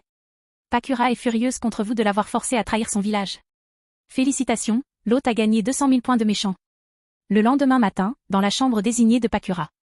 Suna a envoyé 3000 ninjas à Kumo, et Konoha en a envoyé plus de 3000 également. Il n'est pas étonnant que nous n'ayons pas détecté cette information à l'avance, songea Yuzuki. Il se tenait nu devant la fenêtre en verre, une tasse de café fumant à la main, regardant le Kirigaku animé en contrebas. Pakura, ton village des sables est plutôt malin, il coordonne ses actions avec celles du village des feuilles et transfère les ninjas à travers les régions reculées du pays du feu. Il aurait été très difficile pour notre village des brumes d'obtenir cette information. Étendu sur le lit, Pakura laissa échapper un léger grognement, refusant de bouger. Cette nuit intense avait épuisé son esprit et son corps. Si Yuzuki ne l'avait pas baigné quelques heures plus tôt, elle n'aurait pas eu le courage de le faire elle-même. Cet homme était un monstre physique. Il lui avait extorqué les informations qu'il désirait. Elle se détestait de ne pas avoir su garder le secret, elle avait véritablement laissé tomber son village. Yuzuki sourit en voyant son visage boudeur. Après avoir admiré sa silhouette exposée, il se contrôla et s'approcha d'elle. Posant la tasse de café sur la table de nuit, il grimpa dans le lit et la retourna, embrassant ses lèvres irritées. Je te l'ai déjà dit. Personne ne peut me cacher de secret. Personne du tout. HMPH. Pakura le fusilla du regard avec colère, lui pinçant légèrement la taille. Elle savait que ça ne lui ferait pas mal, à sa grande frustration. Passe une bonne journée. Riant de sa tentative vaine, Yuzuki se leva du lit après l'avoir embrassé à nouveau. Ne m'oublie pas trop. Je reviendrai plus tard te récompenser pour l'information. Avec un clin d'œil, il enfila ses vêtements propres et partit. Peu de temps après, Tsunade et Mikoto entrèrent. À ce moment-là, Pakura avait déjà enfilé un pyjama blanc, se résignant à passer le reste de la journée au lit. Elle se sentait complètement vaincue. Son seul petit réconfort était le café que Yuzuki avait laissé derrière lui. Pakura, ça va? Demanda doucement Mikoto, remarquant le regard distrait de son ami vers la paroi de verre. Tsunade resta silencieuse, extérieurement calme mais intérieurement irritée par son nouveau voisin bruyant. En regardant les deux femmes inquiètes, Pakura soupira. Elle commença à leur parler du projet de Konoha, Suna et Kumo de lancer une guerre commune contre Kiri. Ce n'est plus un secret. Elle remarqua dans ses pensées, de plus, la grande guerre éclatera bientôt. Yuzuki sait déjà tout. Quoi? Le village des sables, notre feuille et le village des nuages ont uni leurs forces? Ils ont formé une armée de 10 000 ninjas? Tsunade fronça les sourcils, la voix basse. N'est-ce pas une déclaration de guerre directe contre le village des brumes? Tous les ninjas de Suna et de Konoha ont infiltré les forces de Kumo, dit Pakura en serrant les dents. À première vue, on dirait que le village des nuages est le seul à faire la guerre au village des brumes. Mais maintenant, Yuzuki connaît ce secret, n'est-ce pas? Demanda Tsunade. Oui. Une légère rougeur colora les joues de Pakura lorsqu'elle se souvint lui avoir révélé l'information. Dire qu'elle avait hésité face à une menace, celle de le voir interrompre ses activités. Honnêtement, c'était embarrassant qu'un ninja de son calibre ait succombé à cela. Pakura, ce n'est pas ta faute, dit doucement Mikoto en s'asseyant à côté d'elle. Elle comprenait les sentiments de Pakura à ce moment-là, le désir de haïr et de nier ce sentiment, mais ne pas pouvoir le faire. Quant à Tsunade, elle espérait profondément que Kumo vaincra Kiri cette fois. Cependant, même s'il parvenait à vaincre le village des brumes, vaincre Yuzuki serait totalement impossible. Cet homme, il était trop puissant. Sa force terrifiante, ses capacités mystérieuses et imprévisibles, et ses innombrables atouts étaient écrasantes. Même Tsunade a commencé à penser à l'idée absurde que le village des nuages subirait une défaite écrasante. De plus, dans son cœur, elle croyait que cette idée absurde pourrait très bien devenir réalité. 2 jours passèrent lentement. Yuzuki se montra rarement au siège de l'Ambu durant cette période. Cependant, moins il était présent, plus Tsunade et les autres sentaient que quelque chose n'allait pas. Cette fois, il semblait qu'il pouvait vraiment donner à Kumogakur une leçon inoubliable. À la frontière entre le pays de l'eau et le pays de la foudre. Ah ah ah! Cette fois, on va facilement massacrer Yuzuki Kamizuki. À l'intérieur de la tente du camp de première ligne, le 4e Raikage, riait de manière incontrôlable, plein de vigueur et de confiance. Depuis qu'il a obtenu un pouvoir aussi terrifiant d'Orochimaru, son ego a atteint des sommets. De retour au village, il a même testé ses prouesses au combat contre Killer Bee. Maintenant, même Gyuki était choqué par la puissance de Kombada. Son corps pouvait aisément résister à l'explosion d'un démon à queue, et la puissance de ses coups était comparable à celle d'un démon à queue. On pourrait dire que le 4e Raikage actuel était comme un Hashibi ambulant, peut-être même plus puissant. Après tout, il possédait également une capacité de suppression, vague mais puissante, innée dans son corps. Cette capacité était, bien sûr, le pouvoir du chakra libération du bois d'Ashirama. À l'intérieur de la tente, le 4e Raikage était accompagné de 2 membres du clan Uchiwa. Ils se distinguaient par leur visage pâle et une aura de violence les enveloppant. Ces membres du clan ont subi une torture mentale intense de la part d'Orochimaru, réveillant ainsi leur Mangekyo Sharingan. Notre clan Uchiha compte 60 ninjas de demi-ombre cette fois, plus nous 2 pour les couvrir. Nous anéantirons complètement les ninjas de Kiri. La voix du chef Uchiha était emplie d'une détermination glaciale. Leur but en étant là était simple, tuer. L'ordre ultime qu'ils ont reçu de Fugaku était de tuer tout le monde à Kirigakure, de les massacrer sans discrimination sans révéler leur identité. Si leur identité était révélée, ils devaient utiliser toute leur force pour éliminer le ninja Kiri qui les avait découverts, même si cela signifiait échanger vie contre vie. C'était la manifestation de la rage vengeresse de Fugaku Uchiha. Chapitre 106, élargir le territoire du pays de l'eau, opération, effacer Kumogakure. À la frontière entre le pays de l'eau et le pays de la foudre, Yuzuki est arrivé personnellement. Cette guerre vit le déploiement de 3000 ninjas maudits à leur côté. De l'autre côté, Kumo s'allia secrètement avec les villages de Konoha et de Suna, formant une force combinée de 10 000 ninjas, interconnectés. La guerre se profilait à l'horizon. Une atmosphère meurtrière imprégnait l'air. À l'entrée paisible des plaines de la vallée, Yuzuki se tenait silencieusement au sommet d'un rocher massif. Derrière lui se trouvaient ses fidèles subordonnés, Mangetsu Ozuki, Kiza Moshigaki, les 7 épéistes ninjas de la brume, ainsi que Suigetsu Ozuki, Jugo, Kimimaro et Mei. Tout le monde se tenait silencieusement derrière lui, attendant ses ordres. Après un long silence, les lèvres de Yuzuki se courbèrent en un sourire malicieux. Qu'en dis-tu? Et si on intégrait le pays de la foudre à notre territoire du pays de l'eau? Cette déclaration désinvolte a fait bouillir d'excitation le sang de tout le monde. Que signifie cette déclaration? Son intention est de faire disparaître Kumogakure. Nous offrons nos cœurs au seigneur Yuzuki, s'exclame Mangetsu avec une excitation extrême. Nous offrons nos cœurs au seigneur Yuzuki, répétèrent aussitôt Kizam et les autres à haute voix. Comment avance l'assemblage de nos ninjas de soutien? Yuzuki se tourne vers Mangetsu. Nous avons rassemblé 10 000 ninjas en direction de la frontière. Nous avons également réservé 10 000 ninjas sur la ligne de défense à la frontière avec le pays du feu. De plus, 50 ninjas du corps des demi-cages les dirigent, répond-il respectueusement. Après une longue période de convalescence, les ninjas de Kirigakure sont devenus de plus en plus unis et leur nombre a augmenté de façon exponentielle. Il y a 2 ans, le village de la brume ne pouvait rassembler que 15 à 20 000 ninjas au maximum. Aujourd'hui, les ninjas envoyés au front contre plusieurs villages ninjas majeurs en comptaient à eux seuls 23 à 24 000, sans compter ceux encore en réserve dans le village. Cette croissance est due aux réformes successives menées à Kiri au cours de cette longue période, ainsi qu'à l'afflux massif de ressources. Des familles de toute taille, résidant aux confins du pays de l'eau, ont afflué vers le village, s'intégrant volontiers à Kiri. Le nom de Yuzuki jouit d'une renommée exceptionnelle au pays de l'eau. De plus, rejoindre Kiri donne accès à d'innombrables ressources. On pourrait se demander, y a-t-il une raison de ne pas nous rejoindre? Suivez le puissant Yuzuki Kamizuki. Posséder de vastes ressources. Avec un tel village ninja dans notre propre pays de l'eau, quelle raison y a-t-il de ne pas nous rejoindre? On peut dire qu'après une si longue période de développement, le pays de l'eau était désormais véritablement uni en son sein.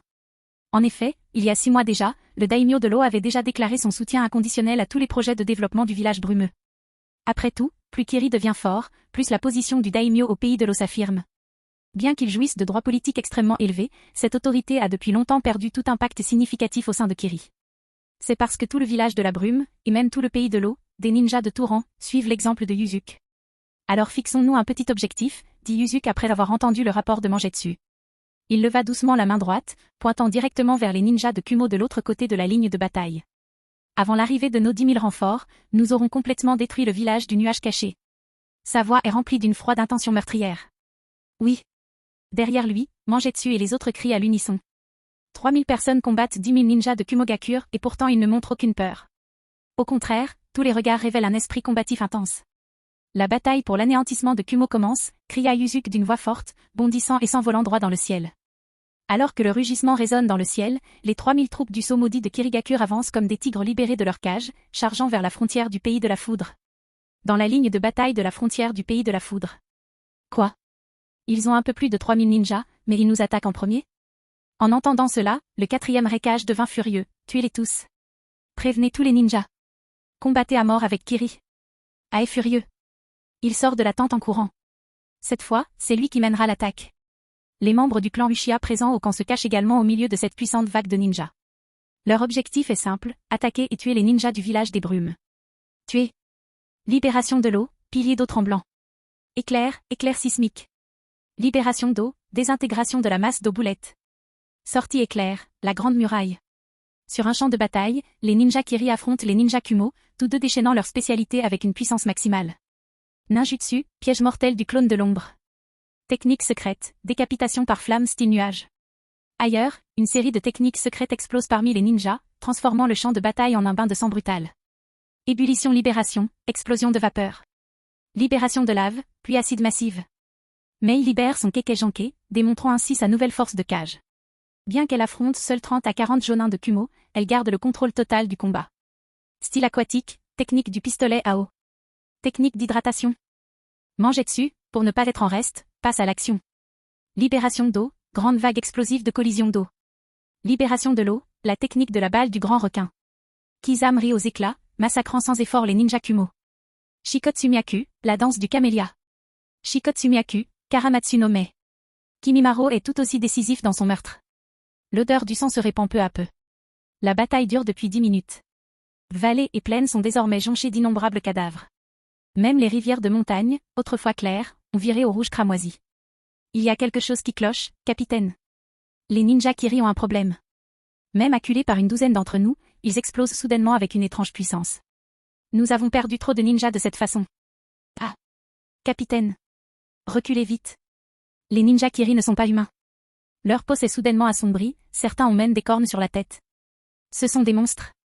Ah. Soudain, l'impasse de la bataille penche en faveur de Kirigakure. Les 3000 ninjas maudits, provoqués, activent leur sceau céleste maudit. En un instant, leur puissance de combat est décuplée.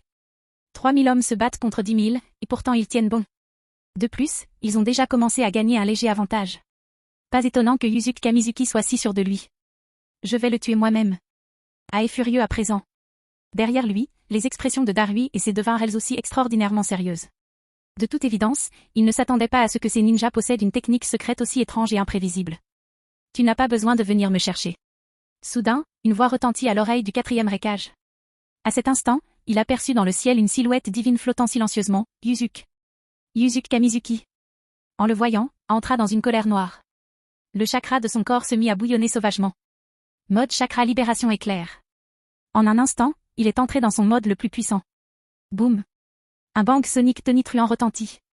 La silhouette de Yuzuki apparut soudain derrière le 4e Raikage.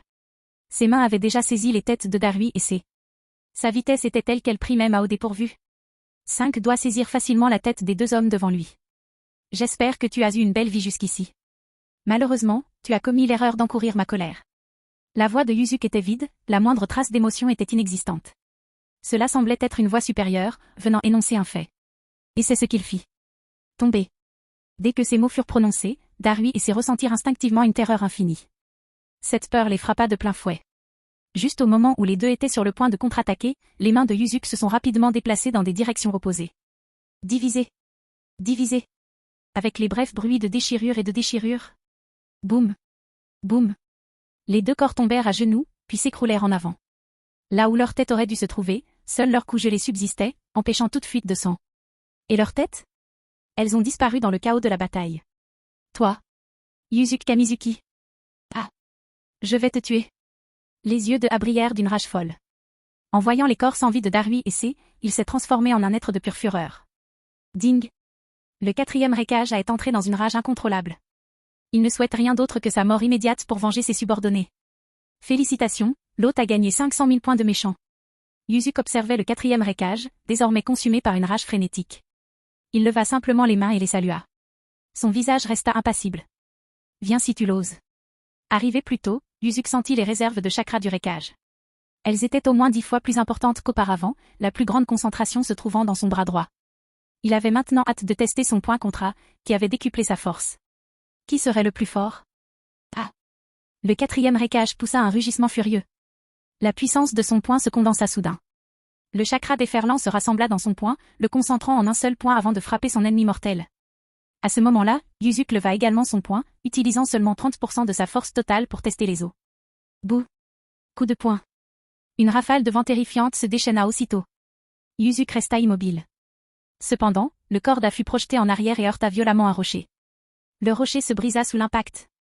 Yuzuki prit une profonde inspiration, perdant instantanément tout intérêt. Il pensait que le 4e Raikage serait bien plus fort. Était-ce tout? Il fracassa les rochers autour de lui avec colère, sentant son bras légèrement engourdi. Voyant la déception dans les yeux de Yuzuki, la colère monta aussitôt en lui. « Je vais te tuer », rugit-il de fureur. Il a chargé droit vers Yuzuki comme une bête sans cervelle. Un déchet. Même après avoir autant augmenté ta force, tu es toujours un déchet. Dit froidement Yuzuki. Sachant qu'il était inutile de perdre son temps ici, ses yeux commencèrent à briller sur son visage froid. La rougeur devint de plus en plus intense, jusqu'à devenir 2 phares cramoisis. Libération de chaleur, vision thermique. La vue terrifiante d'une chaleur intense a instantanément balayé les jambes d'A. En une fraction de seconde, il fondit entre ses jambes. Le 4e Raikage s'effondra au sol dans une étrange posture, le visage pâle et terrifié. Ding. Félicitations, l'hôte a gagné 200 000 points de méchant. Chapitre 107, Yuzuki se transforme en dieu de la mort. Le grand cadeau de Fugaku. La douleur intense et aiguë dans ses jambes éclaircit un peu l'esprit de A. Son sang avait déjà coagulé sous la forte température de la vision thermique. Yuzuki s'approcha lentement du 4e Raikage. Yuzuki Kamizuki, grogna-t-il, le fusillant du regard avec colère malgré la douleur cruelle qu'il endurait. Il aurait aimé pouvoir avaler Yuzuki vivant. Et mon nom? Tu crois que l'appeler à répétition va me tuer, espèce d'ordure? Les yeux cramoisis de Yuzuki brillèrent d'une lueur rouge. Toi. Yuzuki Kamizuki. Je. Ah. Avant qu'A puisse prononcer ces mots violents, la douleur le fit taire instantanément. Yuzuki forma une lame de glace dans sa main et trancha complètement le bras droit du Raikage. Le sang qui aurait dû jaillir gela sous l'effet de la température extrêmement basse, provoquant une sensation de brûlure pire que le feu de l'enfer. Même l'os blanc était gelé. Il siffla et prit une profonde inspiration. Des gouttes de sueur de la taille d'un haricot perlèrent sur son front, puis roulèrent. La douleur intense et perçante déforma à nouveau son expression. Cette chose. Yuzuki examina le bras sectionné. Elle possède un pouvoir de libération du bois très puissant. Mais elle est pleine de chaos. Dans ce cas, as-tu collaboré avec Orochimaru? Après tout, à Konoha, seul ce type, Pedomaru, était obsédé par ces choses. Il la regarda en silence, refusant de répondre. Puisque tu ne le diras pas, je vais vérifier moi-même.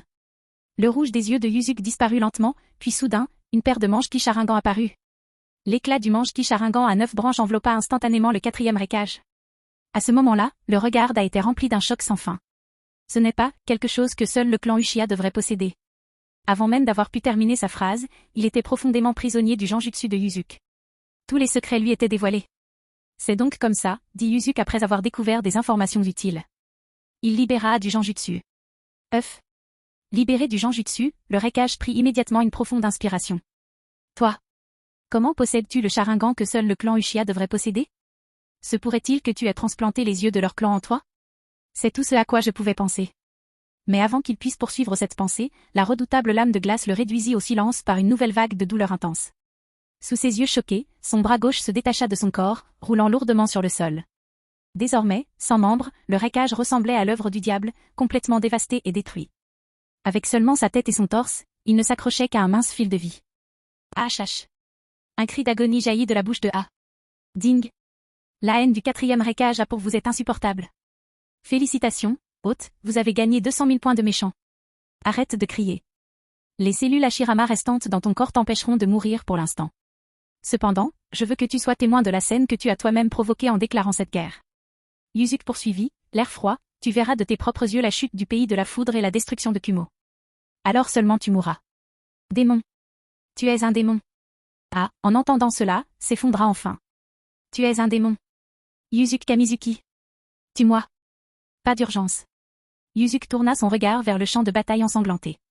Te tuer est inévitable, mais pas maintenant. Je veux que tu vois de tes propres yeux la faiblesse de tes soi-disant forces alliées shinobi face à la véritable puissance. Yuzuki créa un clone d'ombre, puis souleva le Raikage et s'envola dans les airs. Son véritable corps s'écrasa directement au milieu des forces alliées shinobi. Ses yeux froids scrutèrent le champ de bataille une seconde avant de s'illuminer d'un rouge vif. Ses émotions, déjà enfouies, s'enfoncèrent encore plus profondément, et ses actes se passèrent inaperçus. Libération de chaleur, vision thermique. L'orage terrifiant commença à anéantir frénétiquement les shinobi alliés. Partout où ses yeux cramoisis se posaient, des dizaines de shinobi mouraient inévitablement. Libération de chaleur, frénésie de vision thermique. Au-dessus du ciel, l'expression de Yuzuki était froide et sa posture arrogante. À cet instant, il était tel un dieu céleste, fauchant impitoyablement la vie des ninjas en contrebas. Partout où passait la vision thermique, tout fondait sans pitié. Membres, débris, rochers brisés et sang cramoisi se mêlaient à la terre, plissant constamment le champ de bataille. Avec son arrivée, les pertes parmi les ninjas de Kumo commencèrent à augmenter de façon exponentielle. En seulement 10 minutes, Yuzuki avait massacré plus d'1 millier de ninjas de Kumo. Ah! Yuzuki Kamizuki. Tu n'es pas humain. Arrête de tuer. Arrête de tuer, hurla férocement à depuis le ciel, observant impuissants ces ninjas sans aucun moyen de riposter. Ils étaient impitoyablement massacrés par leur ennemi. Ce sentiment était encore plus insupportable que d'être tué. Ding. Félicitations, hôte, vous avez gagné 300 000 points de méchant. Dans les airs, Yuzuki continuait à libérer sans pitié sa vision thermique, ignorant les supplications humiliantes du Reikage. Où que son regard se pose, rien ne reste vivant. Le massacre a commencé. Alors que Kumo refusait de laisser tomber l'humiliation perçue malgré le fait qu'il soit l'agresseur, Yuzuki se sentait justifié dans ses actes. Œil pour œil, dent pour dent. Alors que le Reikage avait désespérément souhaité la chute de Kiri, Yuzuki visait désormais une cible plus grande. Il détruirait complètement Kumogakure. Sur le champ de bataille, avec la participation de Yuzuki, la situation est rapidement devenue unilatérale.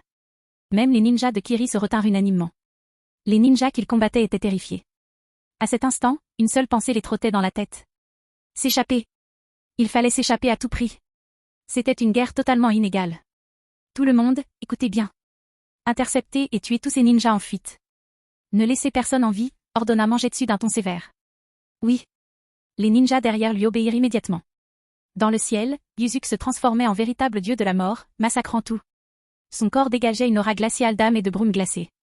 Sa main gauche brandissait un puissant éclair bleu, tandis que sa droite était ornée d'une bulle blanche circulaire. Ses yeux cramoisis détruisaient tout ce qu'il voyait. Cours. Cours vite. Cet homme, c'est un démon. Il n'est définitivement pas humain. Ah. Courez vite. Des cris déchirants se mêlaient à la terreur. La panique s'était emparée des ninjas de Kumo.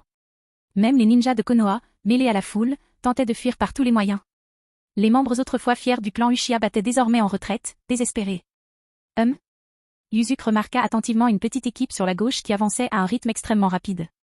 De plus, ce genre de fluctuation. Il n'y avait pas d'erreur. C'était la fluctuation unique du Kekkei-Genkai du clan Uchiha. Ouah. Boum. Yuzuki est soudainement tombé du ciel devant cette petite équipe. Comme prévu. C'est le clan Uchiha modifié, commenta-t-il après avoir vu le mange-ki Sharingan uniforme dans leurs yeux. Il ricana, les mange-ki inférieurs seront toujours des produits de qualité inférieure.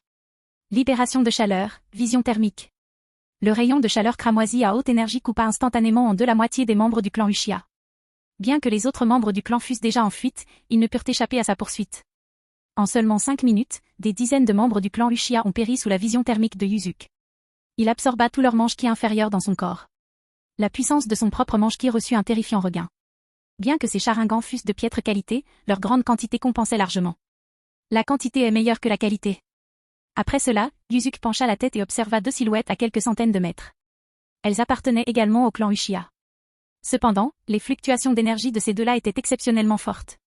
Possédant lui-même le mange-ki Sharingan, Yuzuki sentit que ces deux membres du clan Uchiha avaient probablement réveillé leur mange-ki grâce à leur propre pouvoir. Comme pour confirmer ses pensées, les yeux des deux Uchiha brillèrent soudain d'une vive lueur cramoisie. Différents motifs du mange-ki Sharingan apparurent dans leurs yeux. Cette fluctuation d'énergie dépasse de loin celle du mange-ki inférieur. Remarqua Yuzuki, le visage légèrement crispé.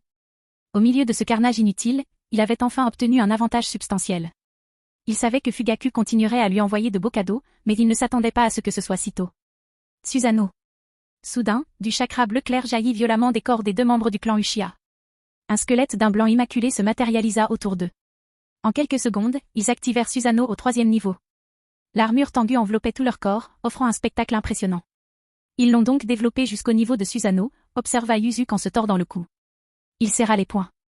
Cependant, toute attaque, face à une vitesse absolue, n'est qu'une feinte. La vitesse, c'est le poids. En un instant. Boum. Un puissant bang sonique éclata tandis que Yuzuki dépassait instantanément la vitesse du son. De toute évidence, un seul coup de poing sonique ne représentait pas sa limite. Claquer. Claquer. Claquer. Claquer. Claquer. Claquer. Claquer.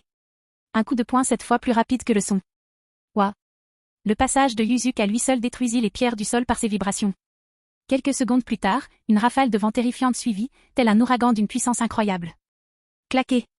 Un bruit d'explosion résonna dans le ciel, audible sur tout le champ de bataille. Yuzuki avait transpercé le Susanoo d'un membre du clan Uchiha. Son corps fut pulvérisé par Yuzuki Shingetsu, se transformant en une pluie de sang rouge. Heureusement, il s'est retenu au dernier moment. Sinon, il aurait également détruit le Mangekyō Sharingan. Dans les airs, Yuzuki baissa la tête, regardant la paire d'yeux dans sa main. Hugo, fusion. Il libéra immédiatement la capacité de l'œil gauche du Mangekyō, le dévorant complètement et le fusionnant dans son propre corps. Ding. Félicitations, hôte. Vous avez obtenu les compétences Seishin Kizuna et Seishin Sky. Seishin Kizuna, empreinte mentale, vous pouvez placer une empreinte au plus profond du cerveau de la cible. Si la cible déforme l'empreinte, elle subira un choc mental, détruisant son cerveau et entraînant sa mort. Seishin Sky, amélioration mentale, désormais, votre puissance mentale augmentera continuellement. Plus la durée est longue, plus votre esprit se renforce. Yuzuki ferma les yeux, scrutant attentivement les capacités du Mangekyō Sharingan qu'il venait d'acquérir. En effet, l'authentique Mangekyō Sharingan était encore inégalé. Il ouvrit ensuite les yeux, le Mangekyō Sharingan à 9 en tournant lentement. Il tourna ensuite son regard vers le Susanoo restant.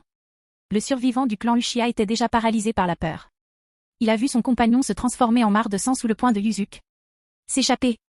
C'était la seule pensée qui lui traversait l'esprit. Tu penses à t'échapper maintenant? C'est déjà trop tard, murmura Yuzuki, ses yeux de Mangekyō émettant une lueur rouge inquiétante. Il leva lentement sa main droite, fermant progressivement son poing vers le Susanoo restant. Miene Seke monde invisible. Effondrement gravitationnel. Chapitre 108, une bataille de 3 jours et 3 nuits. La destruction de Kumogakure. La force terrifiante de l'effondrement spatial a écrasé les membres restants du clan Uchiha en un instant. Le Susanoo de leur corps s'était déjà brisé et avait disparu au moment de l'effondrement spatial. Sous le contrôle de Yuzuki, son Mangekyō Sharingan flottait devant lui. Hugo, fusion. Il a instantanément absorbé cette paire de Mangekyō Sharingan dans son corps, et sa puissance oculaire a reçu une autre augmentation exponentielle. En fait, sa puissance visuelle dépassait même celle des membres du clan Uchiha avec lesquels il venait de fusionner, les faux. Seul le Mangekyō Sharingan authentique mérite son nom. Cette affaire réglée, il retourna sur le champ de bataille, non plus en tant que dieu tout-puissant, mais en tant que dieu ninja. Un être au cœur de la bataille. Au milieu du chaos, des ninjas de tous bords l'attaquèrent, espérant le tuer au corps à corps. Malheureusement pour eux, Yuzuki était non seulement un maître du ninjutsu, mais aussi un expert en taijutsu. Esquivant une rafale de feu, Yuzuki se retourna brusquement et lança un coup de poing vers une escouade suicide. Une bulle blanche apparut devant son poing, faisant trembler tout le monde de peur. Libération des vibrations, Shingen no Ishijiki attaque sur l'hypocentre. Son coup de poing dévastateur envoya des vagues de tremblements dans les corps de ses ennemis, creusant un fossé de mort et de sang. Mais bientôt, ce vide fut comblé par d'autres combats, le fracas du métal et les cris de mort résonnant sur le champ de bataille. Soudain, un groupe de ninjas de Kumo encercla Yuzuki et commença à former des sauts. L'énergie de la foudre crépita dans l'air, annonçant une attaque massive. Alors que le jutsu gagnait en puissance, d'autres ninjas du cercle tentèrent frénétiquement de s'échapper.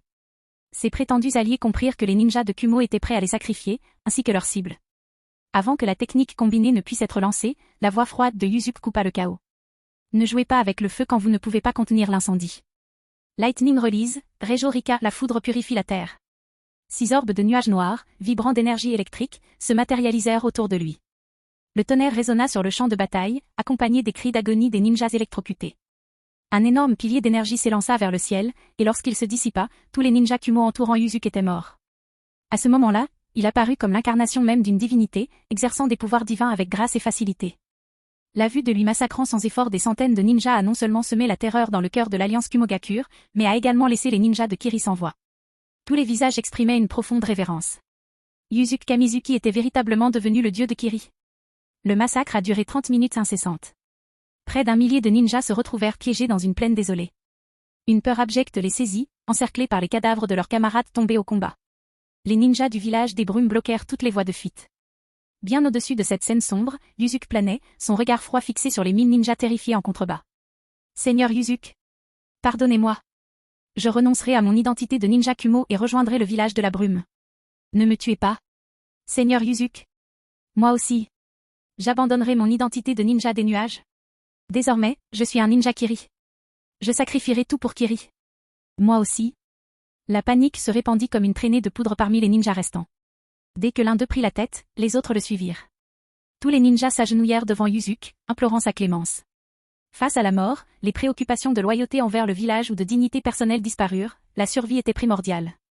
Comme c'est intéressant. La voix de Yuzuki se brisa légèrement. Ces paroles allumèrent une lueur d'espoir chez le ninja.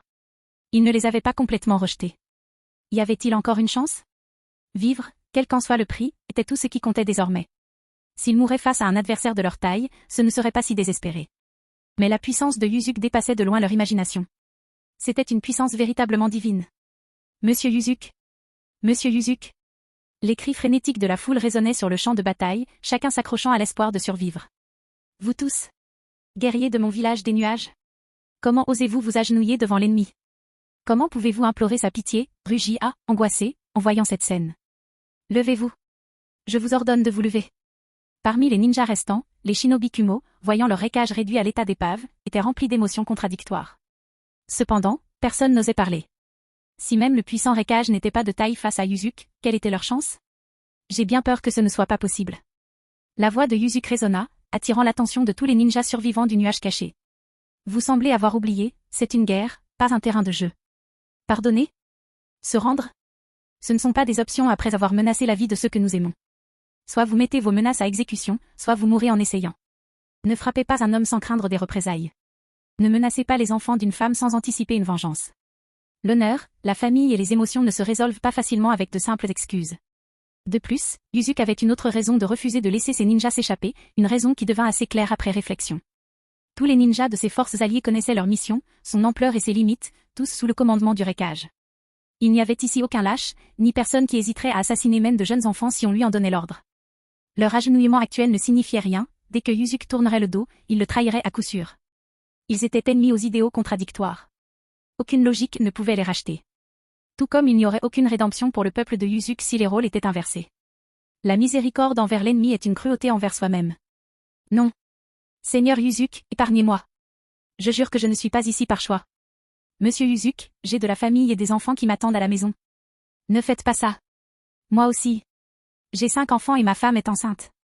Épargnez-moi pour que je puisse rentrer à la maison. S'il vous plaît, épargnez-moi. Comme une cacophonie de supplications désespérées, les ninjas ci-dessous ont dit n'importe quoi pour extraire un lambeau d'émotion du cœur de Yuzuki et obtenir le pardon. C'était précisément pour cette raison qu'il avait mis en avant ses émotions sur le champ de bataille. Tandis que ceux qui étaient en bas usaient de tous les stratagèmes possibles pour survivre, un sentimental idiot les croirait et les libérerait tous. Et tes camarades déjà tombés? Lequel des miens as-tu tenté de tuer? N'avaient-ils pas aussi des familles? La voix de Yuzuki, pourtant calme, résonna sur le champ de bataille, atteignant même les oreilles des ninjas de Kiri. Ces 3 questions, bien que simples, ont fait taire les ninjas en dessous comme un seau d'eau froide. Après la chute de tous leurs camarades, c'est seulement maintenant qu'ils se rendaient? Si tout ce qu'ils revendiquaient était si important, ils ne seraient même pas là. Face à la mort, affronte ton destin avec honneur et dignité, dit Yuzuki en atterrissant lentement devant les ninjas. Son regard portait une légère trace d'émotion depuis son arrivée. Le mieux que je puisse t'offrir, c'est une mort sans douleur. Le silence tomba sur le champ de bataille alors qu'un événement inattendu se produisait. L'un des ninjas les plus proches de Yuzuki si près de le tuer, et pourtant si loin regarda autour de lui. Voyant des rivières de sang et des montagnes de ses frères tomber, il versa une larme, un acte indigne d'un jonin d'élite. Il s'est ensuite agenouillé sur le sol. Alors qu'il en soit ainsi. Au moins, je rejoindrai mes frères dans l'au-delà. Ces derniers mots ont trouvé un écho auprès de tous ceux présents. Et là où l'un menait, d'autres suivaient. Même dans la mort, je veillerai sur mes enfants d'en haut. Merde, qui va nourrir mon chien maintenant? Ma belle Aya. Notre fils saura que son père est mort dans la dignité. Les ninjas s'agenouillèrent les uns après les autres devant Yuzuki. Sous le regard incrédule du récage, ils inclinèrent la tête, attendant la mort. Leurs cris variaient, mais dans leurs derniers instants, ils s'accrochèrent à l'essentiel. Qu'il repose en paix. Yuzuki leva la main vers les ninjas puis la leva légèrement. Libération de glace, tombeau glaciaire, réduction. En un instant, 1000 lances de glace jaillirent du sol, transperçant le cœur de tous ceux qui se trouvaient devant lui. Un froid glacial les enveloppa tandis que ces hommes et ces femmes se transformaient en statues de glace fragiles et délicates. Ils se sont rapidement désintégrés en poussière. Rapidement et sans douleur. Tous les ninjas de Kirigakure qui ont assisté à la scène ont brièvement fermé les yeux, non pas pour nier la vue, mais pour honorer la dignité montrée face à la mort. Ainsi prit fin la grande bataille. Les 10 000 ninjas alliés de Kumogakure étaient morts. Seul le 4e récage resta seul à la tête de l'armée. Ding. Félicitations à l'hôte pour avoir obtenu 700 000 points de méchant. En seulement une demi-journée, Yuzuki a anéanti une force alliée de 10 000 ninjas. Cette vitesse sans précédent a créé une nouvelle légende. Le pouvoir d'un dieu était sur le point de résonner dans tout le monde ninja.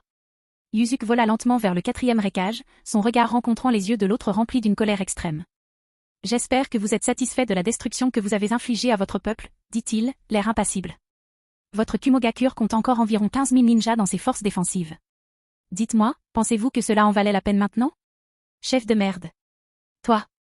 En entendant cela, A fut instantanément pris de rage. Démon de l'enfer. Ignorant complètement les débris humains, Yuzuki cria fort. Tous les ninjas Kiri, obéissez à mes ordres. Avancez jusqu'à Kumo. Dans 3 jours, j'effacerai le village des nuages de la carte du monde ninja. Son ordre résonnait comme une loi d'airain. Tous les ninjas de Kirigakure ont juré de lui obéir jusqu'à la mort. Par la suite, la force principale a commencé à avancer régulièrement vers Kumo. Une demi-journée plus tard, l'armée arriva aux portes de Kumogakure. Killer Bee était prêt avec 15 000 ninjas, des jonins d'élite aux jonins, tous prêts à défendre son village. C'était l'heure de vérité pour Kumogakure. S'il ne parvenait pas à résister à l'attaque de Kiri, le village des nuages cesserait d'exister. À la tombée de la nuit, 10 000 renforts Kiri rejoignirent la mêlée, aux côtés des 3 000 ninjas du sceau maudit. La bataille pour anéantir le village allait commencer. Sous le ciel sombre, les yeux de Yuzuki brillèrent d'une lueur cramoisie tandis que l'énergie de sa vision thermique atteignait ses limites. Un rayon de lumière écarlate traversa l'air, fendant le ciel et déchirant la terre, un cri de guerre annonçant la destruction du village. La guerre pour détruire Kumogakure avait sérieusement commencé. Du plus bas jonin au plus haut jonin, personne ne serait épargné par la terreur de la guerre. Même la seule chance de rédemption des enfants résidait dans la nouvelle capacité de Yuzuki, Seishin Kizuna, empreinte mentale. Quiconque lève ne serait-ce qu'une cuillère contre les ninjas Kiri doit être éliminé immédiatement. Seuls ceux qui se rendent et supplient seront épargnés par le carnage de la guerre. C'était le décret implacable de Yuzuki. Il pouvait être bien des choses, même un démon si nécessaire, mais il n'était pas idiot. Possédant le pouvoir de contrôler l'esprit des masses, il ne gaspillerait pas un travail aussi précieux. Il avait mûrement réfléchi à cette décision. Son nouveau pouvoir était sa seule garantie et sa seule sécurité, sans lui, il devrait exterminer tous les ninjas. Ceux qui imploraient le pardon, s'agenouillant même et s'humiliant, étaient les plus sensibles à l'empreinte. Il voyait désormais Yuzuki comme un sauveur, un chef miséricordieux et un homme digne de respect bien supérieur au méprisable Rekage qui avait ruiné leur village. Quant aux enfants, il valait mieux laisser cette cruauté à Fartmaru. La guerre a duré toute une journée et une nuit. Les ninjas de Kumogakure se sont battus avec une férocité sans précédent. Après tout, perdre cette bataille signifiait tout perdre. Ils ont mobilisé tous les ninjas du village, se battant dos au mur. Le premier jour, 10 000 ninjas défendaient encore le village des nuages. Les ninjas en première ligne étant les plus puissants et prêts à mourir pour leur cause, ils étaient aussi les plus endoctrinés. Par conséquent, peu se rendirent. Sur les 5 000, seuls 500 capitulèrent, traversant l'empreinte mentale de Yuzuki cette nuit-là. La nouvelle de la bataille se répandit rapidement dans le monde ninja. Konoha, Suna et Iwa furent immédiatement informés de cette guerre. Le deuxième jour, il ne restait que 3 000 ninjas dans le village des nuages. La nouvelle que la reddition représentait une chance de survie se répandit comme une traînée de poudre. Sur les 7 000 personnes, 3 000 se rendirent, dont un millier d'enfants n'ayant pas encore atteint l'âge adulte. C'était la véritable terreur de la guerre. Le troisième jour, les forces ninjas de Kumogakure furent complètement anéanties. Seuls ceux qui se rendaient à l'ennemi avaient une infime chance de survie. Au final, 3 500 ninjas se rendirent, tandis que les 1 500 restants étaient tous des enfants, certains fraîchement diplômés. Cette bataille qui a anéanti le village a duré exactement 3 jours et 3 nuits. Les cris du massacre ont résonné sans interruption tout au long de cette période. Finalement, à l'aube du 4e jour, les portes de Kumogakure furent complètement brisées. Les 10 000 ninjas de Kirigakure entrèrent triomphalement dans Kumo. En un instant, ils prirent le contrôle de toutes les infrastructures vitales du village. Au dernier étage de l'ancien immeuble de bureau du Rekage, Yuzuki était silencieux. Après avoir entendu le rapport de Mangetsu derrière lui, il hocha légèrement la tête et dit: Annoncez au monde ninja tout entier, Kumo est tombé. À partir de maintenant, le village des nuages et tout le pays de la foudre seront intégrés au territoire de notre pays de l'eau. De plus, éliminez le daimyo de la foudre et toutes les forces rebelles sous ses ordres. En entendant cela, Mangetsu trembla d'excitation. Il s'exclama: Oui, Seigneur Yuzuki. Chapitre 109, Kumogakure tombe lentement. Samui, j'espère qu'il s'étouffera avec cette boule de riz. À ce moment-là, dans le bâtiment du bureau du Rekage à Kumogakure, Yuzuki se tenait silencieusement, observant tout le village des nuages devant lui. Désormais, comme il l'avait dit, Kumo, ainsi que toute la terre de la foudre, était devenue complètement et totalement le territoire de Kirigakure. Les gars, laissez-moi partir tout de suite. Vous tous. À ce moment-là, Kizame s'approcha rapidement par derrière, amenant une femme blonde ligotée. Yuzuki jeta un coup d'œil de côté. Cette femme blonde était, bien sûr, Samui. Sa silhouette ressemblait à celle de Tsunade, mais en plus séduisante. Pour le jeune terrien, elle était l'incarnation de la féminité. Samui regarda Yuzuki avec ses yeux bleus brillants, remplis de colère. Ces derniers jours avaient été un véritable enfer pour elle. À chaque instant, elle doutait de sa survie. Nombre de ses connaissances avaient été cruellement assassinées, tandis que d'autres avaient tout simplement trahi le village et se rendaient. La seule chose qui l'empêchait de haïr à mort l'homme en face d'elle était qu'au moins les enfants étaient épargnés. Malgré cela, elle avait participé à trop de combats pour éprouver une quelconque rancune envers Yuzuki. Grâce à ses compétences et à sa chance, elle avait à peine réussi à survivre jusqu'à présent. Au rapport, Seigneur Yuzuki. Ce Jinchuriki de Hashibi, le type appelé Killer B, il s'est échappé. Kizame s'approcha respectueusement, puis s'inclina et dit à voix basse. Ce matin, Yuzuki lui avait confié une mission, capturer Samui et le Jinchuriki de Hashibi. Il n'avait réussi qu'à ramener la femme. Quant à Killer B, il avait sacrifié une partie pour sauver le tout, échappant aux griffes de Kizame. Après tout, si Killer B ne voulait pas se battre et se concentrait uniquement sur sa fuite, même Kizame ne pourrait pas l'intercepter. Alors le Jinchuriki de Hashibi s'est échappé. Yuzuki se pinça l'arête du nez. S'il vous plaît, punissez-moi, monseigneur. Kizame s'agenouilla aussitôt, la tête baissée, attendant son châtiment. Ce n'est rien. J'avais déjà prédit ce résultat, dit Yuzuki avec un léger sourire en l'aidant à se relever. La force du Jinchuriki de Hashibi ne devait pas être sous-estimée. En fait, s'il se donnait à fond, Kizame ne serait peut-être même pas à sa hauteur. Killer B s'était échappé si vite à cause de Yuzuki. Il le craignait, alors il n'osait pas rester au combat. Il ne pouvait se concentrer que sur la fuite. Après tout, ce n'est qu'en restant en vie qu'il aurait une chance de se venger. Va prendre le contrôle total des gardes de Kumo, ordonna Yuzuki en souriant. S'il y a de la résistance, matez-les. S'ils résistent encore, tuez-les. Sinon, ramenez-les au camp de réfugiés. Ensuite, remplacez toutes les forteresses et tous les postes de garde de Kumo par les nôtres. Dorénavant, le village des nuages est le village subordonné de notre Kiri. Oui. Kizame, en entendant cela, s'est excité de la tête aux pieds. Kumogakure. Quel immense village ninja. En seulement 3 jours, il a été complètement anéanti et transformé en village subordonné à Kirigakure. Les contributions de Yuzuki étaient indispensables. En fait, on pourrait dire que sans leur capitaine, ils n'auraient probablement pas conquis tout le Kumo aussi facilement, sans parler du vaste territoire du pays de la foudre. Après avoir reçu l'ordre, Kizame est immédiatement allé l'exécuter. Sur le toit, seul Yuzuki et Samui, ligotés, restaient. S'avançant lentement vers elle, il la regarda un instant avec intérêt avant de lever 2 doigts. Une légère brise coupa d'un coup toutes les cordes qui la retenaient. Désolé, je devais m'assurer que tu ne blesses aucun de mes ninjas.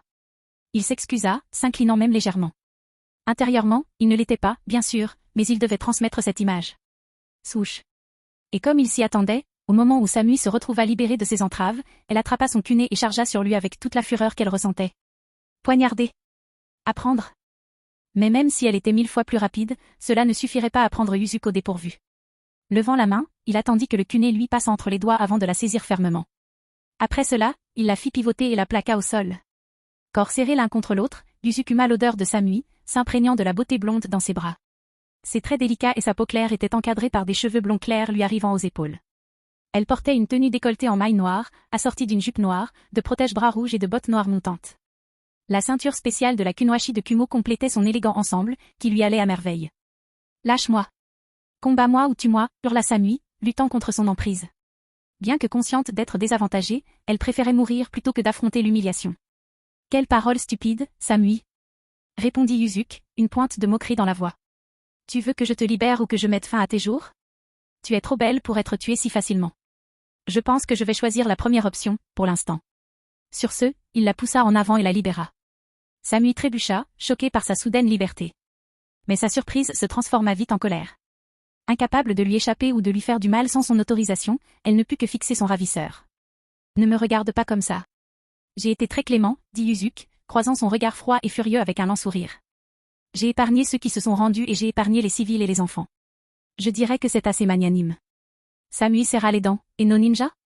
Presque 15 000. Eux aussi ont une famille. Applaudissements. Applaudissements. Applaudissements. Yuzuki applaudit sarcastiquement, son visage un masque d'admiration feinte. Oh, bravo. Tout prend sens maintenant. Il posa une main sur sa tête dans un geste exagéré. Tu as tout à fait raison, Samui. Quand j'ai appris que Kumogakure rassemblait une armée pour détruire mon village et mon peuple qui a aussi des familles, remarquez, j'aurais dû ramper jusqu'au Reikage pour demander pardon. Samui hésita, surprise. Elle réalisa que sa plainte provenait uniquement de l'attaque contre son village, estimant que cela lui donnait le droit de se sentir lésée. Tandis qu'elle était perdue dans ses pensées, Yuzuki lui saisit le visage, se déplaçant plus vite qu'elle ne pouvait le suivre. Ses yeux gris la fixèrent, révélant une fureur qui éclipsait la sienne. Tu crois que c'est un jeu, petite garce, grogna-t-il, sa colère refoulée remontant enfin à la surface. Samui resta figé et poursuivit, vous, les ninjas de Kumo, vous vous alliez avec ces chiens de Konoha pour anéantir ma famille, mon peuple, l'endroit où je suis né, et quand la situation s'inverse, vous avez l'audace de me reprocher de riposter? Vous pensiez jouer avec un chien errant inoffensif? Mais, sans aucun doute, Samui, l'interrompit-il, la colère encore palpable. Oh, attends, laisse-moi deviner, on t'a fait la guerre la première fois parce que tu as anéanti plusieurs de nos villages innocents. C'est ce que tu penses, non? Et il l'était. L'expression choquée de Samui en disait long. Mais son étonnement allait s'accentuer.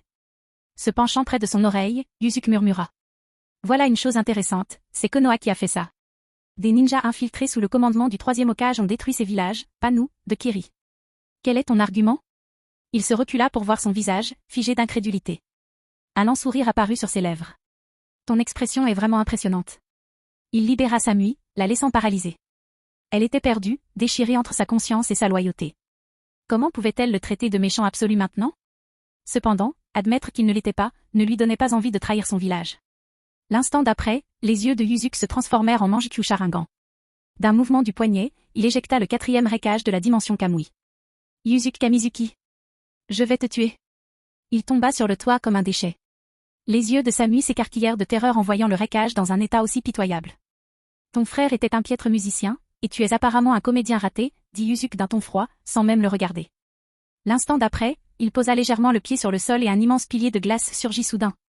D'un geste de la main, il invoqua une pointe de glace flottant au-dessus de sa paume. Elle projeta le Raikage dans les airs. La pointe de glace dans sa main transperça violemment l'air, empalant le corps d'Ai et le clouant directement au sommet du pilier de glace. De cette hauteur, A pouvait contempler l'état actuel de Tokumogakure. Cette démonstration brutale démontrait la fureur que Yuzuki éprouvait envers cet homme stupide, une brutalité qui aurait pu être encore pire si Samui n'avait pas été présent. Ah! Yuzuki Kamizuki. Toi. Ah! Des cris d'agonie jaillissaient continuellement de la bouche du Raikage. La douleur glaciale lui faisait souhaiter la mort. Ding! Félicitations à l'hôte pour avoir obtenu 200 000 points de méchant. Vu ton état physique actuel et tes blessures, tu survivras environ 3 jours. Reste ici et observe attentivement la chute de Kumo à cause de toi. Désormais, Kumo sera entièrement subordonné à mon Kiri. La voix de Yuzuki était glaciale. Et je veillerai à ce que tu sois vite oublié, espèce d'ordure. Ignorant les cris continus du Raikage, il se tourna lentement vers Samui.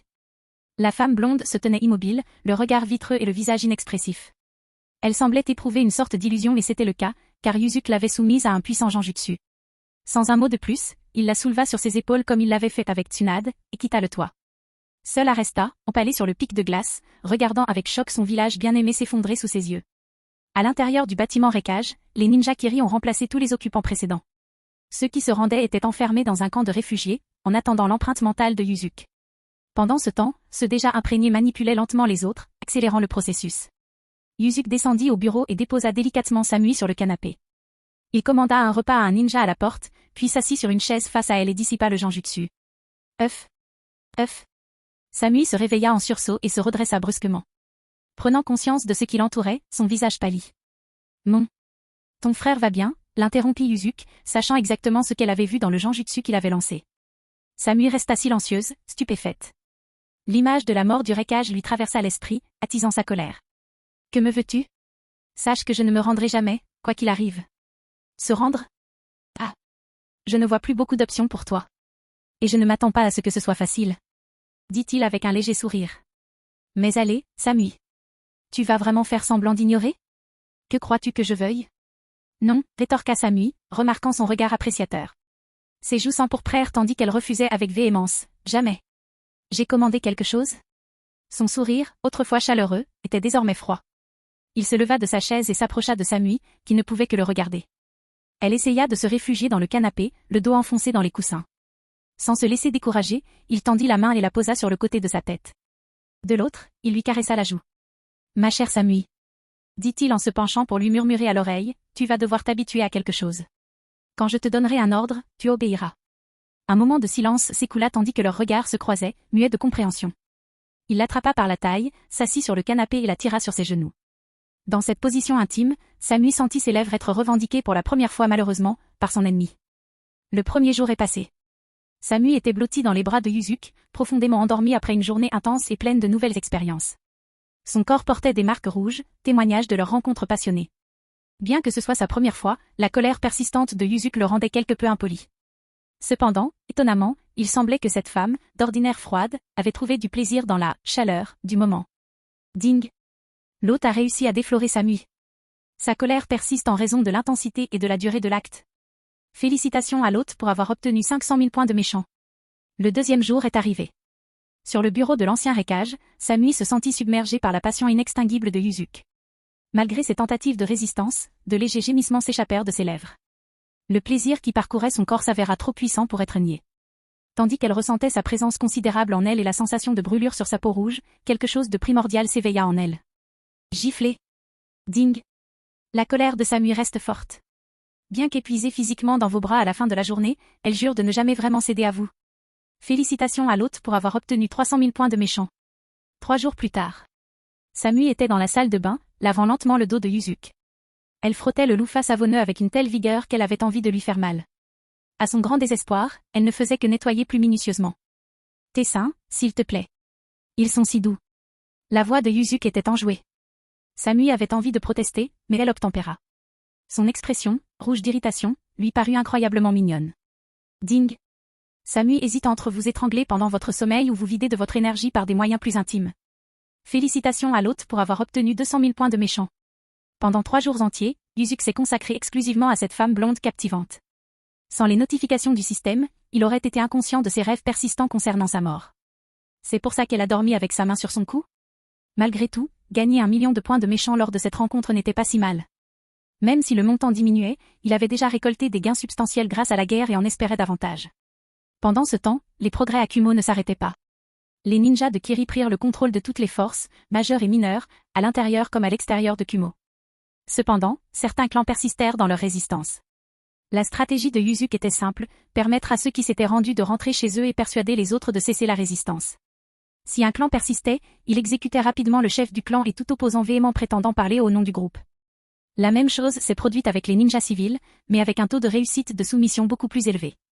C'était un décret de mort et de conquête, sans aucune marge de négociation.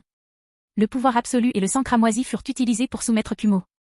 Pendant 3 jours, des émeutes et des massacres éclatèrent dans tout le village. L'issue fut totalement unilatérale. Le massacre des résistants se poursuivit sans relâche pendant 3 jours et 3 nuits. Après près de 2000 morts supplémentaires y compris ceux qui avaient farouchement résisté et même lancé des attentats suicides contre les ninjas de Kiri, le calme revint enfin.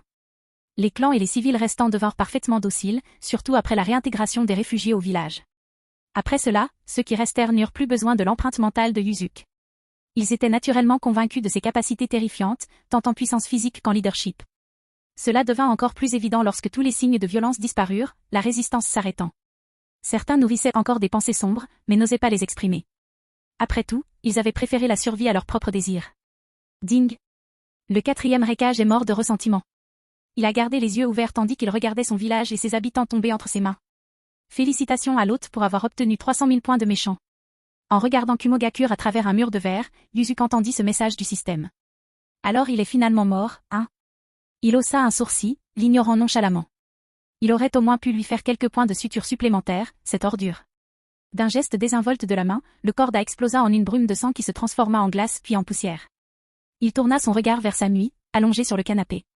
Nue, elle n'avait qu'une couverture blanche pour seule compagnie. La silhouette de son corps et sa peau d'un blanc rosé offraient un spectacle séduisant. « Que veux-tu » demanda-t-elle dès qu'elle le vit le regarder. « On a passé toute la nuit. Tu veux tout recommencer ?»« Femme, je n'ai rien dit. » Yuzuki avait envie d'éclater de rire, mais il se retint. Peut-être que son regard trahissait ses désirs. Un collier noir avec des clochettes ornait désormais son cou, et ses nouveaux vêtements étaient à proximité, même si elle ne les avait pas encore mis. « Tu as faim » demanda-t-il, réalisant que l'heure du petit déjeuner était déjà passée, mais que le déjeuner n'allait pas tarder. Samui continua de le fixer un instant. Puis, rougissant, elle hocha la tête, même. Samui se sentit gêné en se rappelant comment Yuzuki la nourrissait, quotidiennement, à la fois oralement et en la faisant asseoir sur ses genoux pour les repas. Peu de temps après, un ninja apporta un repas préparé dans la pièce.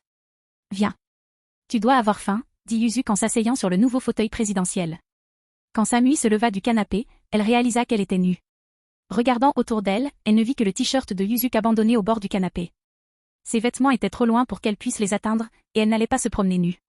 Malgré le fait qu'elle l'ait déjà fait à maintes reprises. Rougissant furieusement, elle enfila sa chemise et s'approcha de lui, tirant sur l'ourlet dans une vaine tentative de se couvrir. Malgré ses efforts, elle cachait à peine la moitié de ses fesses massives, et sa silhouette était encore plus impressionnante. Elle soupira de soulagement seulement après s'être installée sur les genoux de Yuzuki, à l'abri de la vue des autres. Pourquoi diable suis-je soulagée, se réprimanda intérieurement Samui, une fois de plus. Perdue dans ses pensées? La voix de Yuzuki la ramena à la réalité. Sans demander la permission, elle lui prit les baguettes des mains. Bonne fille. Toi. Les joues de Samui se gonflèrent légèrement, rouges de colère. Mais tout ce qu'elle pouvait faire était de continuer à nourrir cet homme méprisable. Si seulement il pouvait s'étouffer avec cette boule de riz. Chapitre 110, Kumogakure n'a que le nom. Le monde ninja est au bord du changement. Ils ont mangé dans un silence confortable pendant 15 minutes. Samui, juché sur Yuzuki, savourait délicatement le repas avec ses baguettes. Elle alternait entre se nourrir et lui offrir des bouchées, créant un rythme. Ses douces caresses sur son dos lui provoquaient des émotions contradictoires, de la colère face à son propre plaisir et des frissons involontaires lorsque ses doigts parcouraient sa colonne vertébrale. « Je suis surpris que tu n'aies jamais été en couple », commenta Yuzuki entre deux bouchées. « Une beauté comme toi doit avoir le don de distraire ses admirateurs. »« Je leur ai tranché la gorge », rétorqua Samui, son regard bleu glacial croisant le sien. Son sourire amusé, cependant, la fit rougir. « Qu'est-ce qu'il y a de si drôle ?»« Rien. Je te crois. » Il rit doucement. Sa main remonta le long de son dos. « Tu as un faible pour les coups ?» HMPH, souffla-t-elle avec indignation, rougissant encore plus. Il avait deviné juste, mais elle ne l'admettrait jamais, surtout lorsqu'elle peinait à réprimer un gémissement. Une fois le repas terminé, Yuzuki posa la boîte à bento. D'un mouvement rapide de la main, toujours sous son chemisier, il la déshabilla sans effort. Kia, halta Samui, soudain nue, les seins légèrement frétillants. Capturant son regard admiratif, elle rougit, mêlée de colère et de gêne.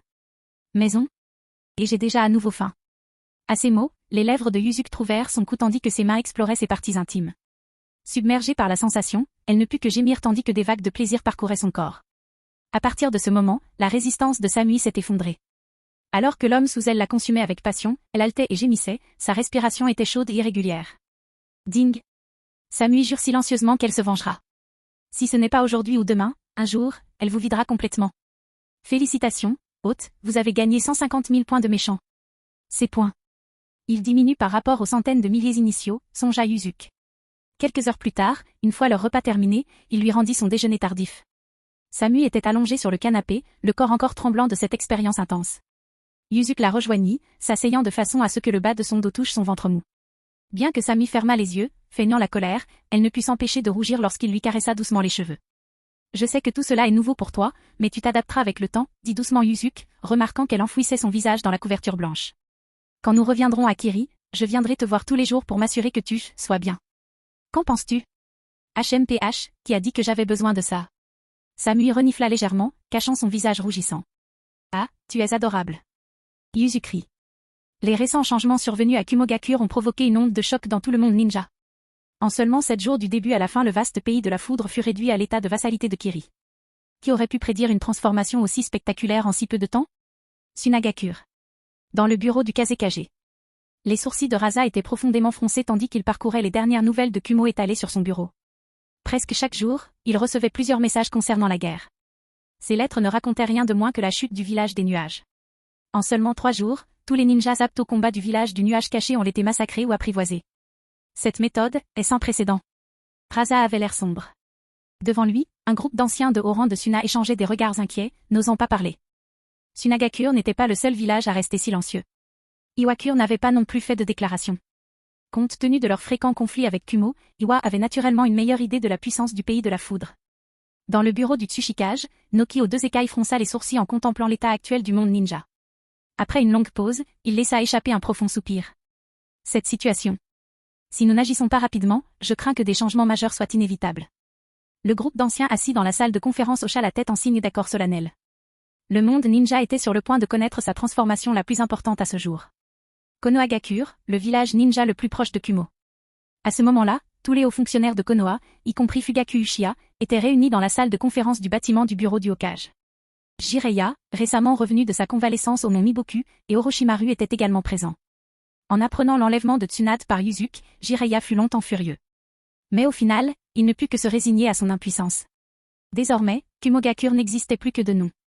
La transformation du monde ninja avait commencé. Les principaux villages restants devaient être en état d'alerte maximale et réagir rapidement. Sinon, on craignait que Kirigakure engloutisse progressivement tous les villages ninja restants, une situation que personne ne voulait voir. Puisque tout le monde est là, je vais aller droit au but, dit Hiruzen en prenant une grande inspiration. Avec la plus grande gravité, il poursuivit, Yuzuki Kamizuki a occupé le village des nuages. Avec toutes les ressources du pays de la foudre à sa disposition, il va sans aucun doute développer la force ninja du village des brumes à un rythme effréné. Dans moins d'1 an non, probablement moins de 6 mois, la puissance militaire de Kirigakure atteindra des sommets sans précédent. À ce moment-là, même notre Konoha ne pourra plus les affronter. Même en incluant votre clan Uchiha, Fugaku. Il regarda attentivement l'Uchiha. Fugaku avait envoyé 2 membres du clan qui avaient éveillé naturellement le Mangekyō Sharingan, ainsi que des dizaines d'autres transplantés. Ils étaient désormais tous partis, aucun n'était revenu. La conclusion était inéluctable, ils avaient péri. Hiruzen prit une profonde inspiration.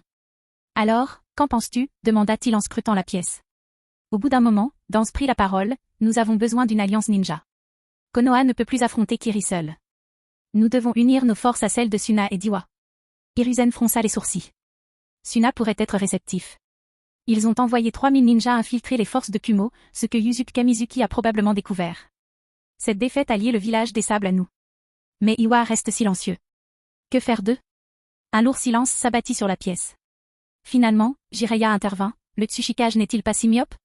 Si nous ne nous unissons pas maintenant, nos 3 villages partageront le sort de Kumo. Fort de cet avertissement, le Tsuchikage doit accepter une alliance. Orochimaru l'interrompit, si nous voulons former une alliance, nous devons également conquérir le pays du fer. En entendant cela, Hiruzen fronça les sourcils. Le pays du fer? Ils ont toujours été un pays neutre. Neutre? Orochimaru laissa échapper un rire rauque en secouant la tête. La neutralité absolue n'existe pas. Ils restent neutres simplement parce qu'ils n'ont pas encore été confrontés à une situation de vie ou de mort. Hiruzen prit une profonde inspiration. D'accord. À ce moment-là, le monde ninja tout entier sombrait progressivement dans le chaos à cause de Yuzuki. Pendant ce temps, alors que Suna, Iwa et Konoha commençaient à discuter de la question, à l'intérieur des frontières du pays de la pluie, un pays qui pleure toute l'année, plusieurs silhouettes se tenaient silencieusement au sommet du plus haut bâtiment de la zone centrale, enveloppées par un rideau de pluie sans fin. Fissure. Un éclair a traversé la tranquillité du ciel nocturne. Le déva du chemin de la douleur aux cheveux orange tourna lentement la tête. Sa robe rouge sang, ornée de nuages, révéla son identité, Akatsuki. C'était l'organisation qui était devenue complètement folle dans sa quête pour récupérer les bêtes à queue. Étaient présents Pain, Conan, Etsu Noir et Obito Uchiwa au masque rayé, avec Sasori du sable rouge et Kakuzu devant eux. À ce stade, l'Akatsuki ne comptait plus que ses 6 membres. Kizame avait depuis longtemps rejoint l'embut de Kiri. Hidan n'était pas encore reconnu et restait largement inaperçu auprès de l'Akatsuki.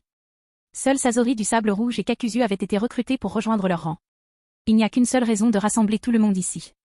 L'essor rapide de Kiri a déjà affecté le développement futur et les objectifs de notre Akatsuki. Obito, ayant ôté son déguisement, parla, le regard impassible sous son masque, nous devons accélérer notre plan pour capturer les démons à queue. L'Akatsuki doit agir maintenant. Nous devons terminer cette mission avant que le village des brumes ne devienne trop puissant.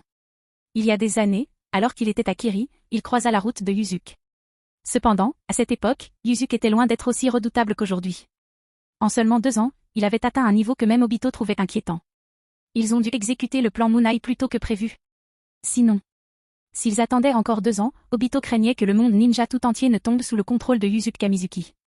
À ce moment-là, récupérer les démons à queue deviendrait encore plus difficile.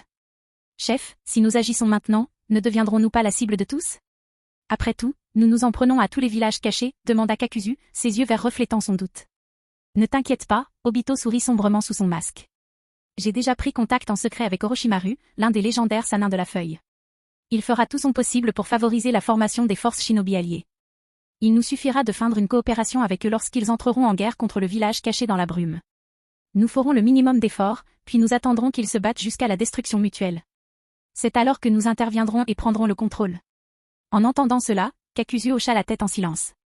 Le plan était astucieux, laisser les forces alliées shinobi et Kirigakure se battre jusqu'à l'épuisement des 2 camps.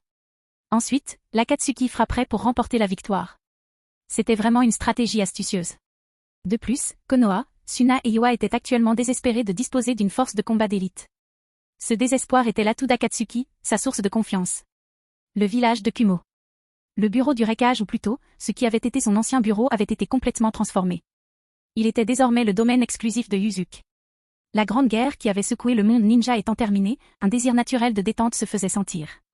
Cette période de calme permettrait également à Kiri de prendre plus facilement le contrôle total de Kumo. Pendant ce temps, Yuzuki s'installe à Cloud Village. Samui, sa nouvelle servante, était constamment à ses ordres. Affamée? Elle préparait ses repas avec soin. Fatiguée? Elle lui massait les épaules. Stressée et en manque de réconfort?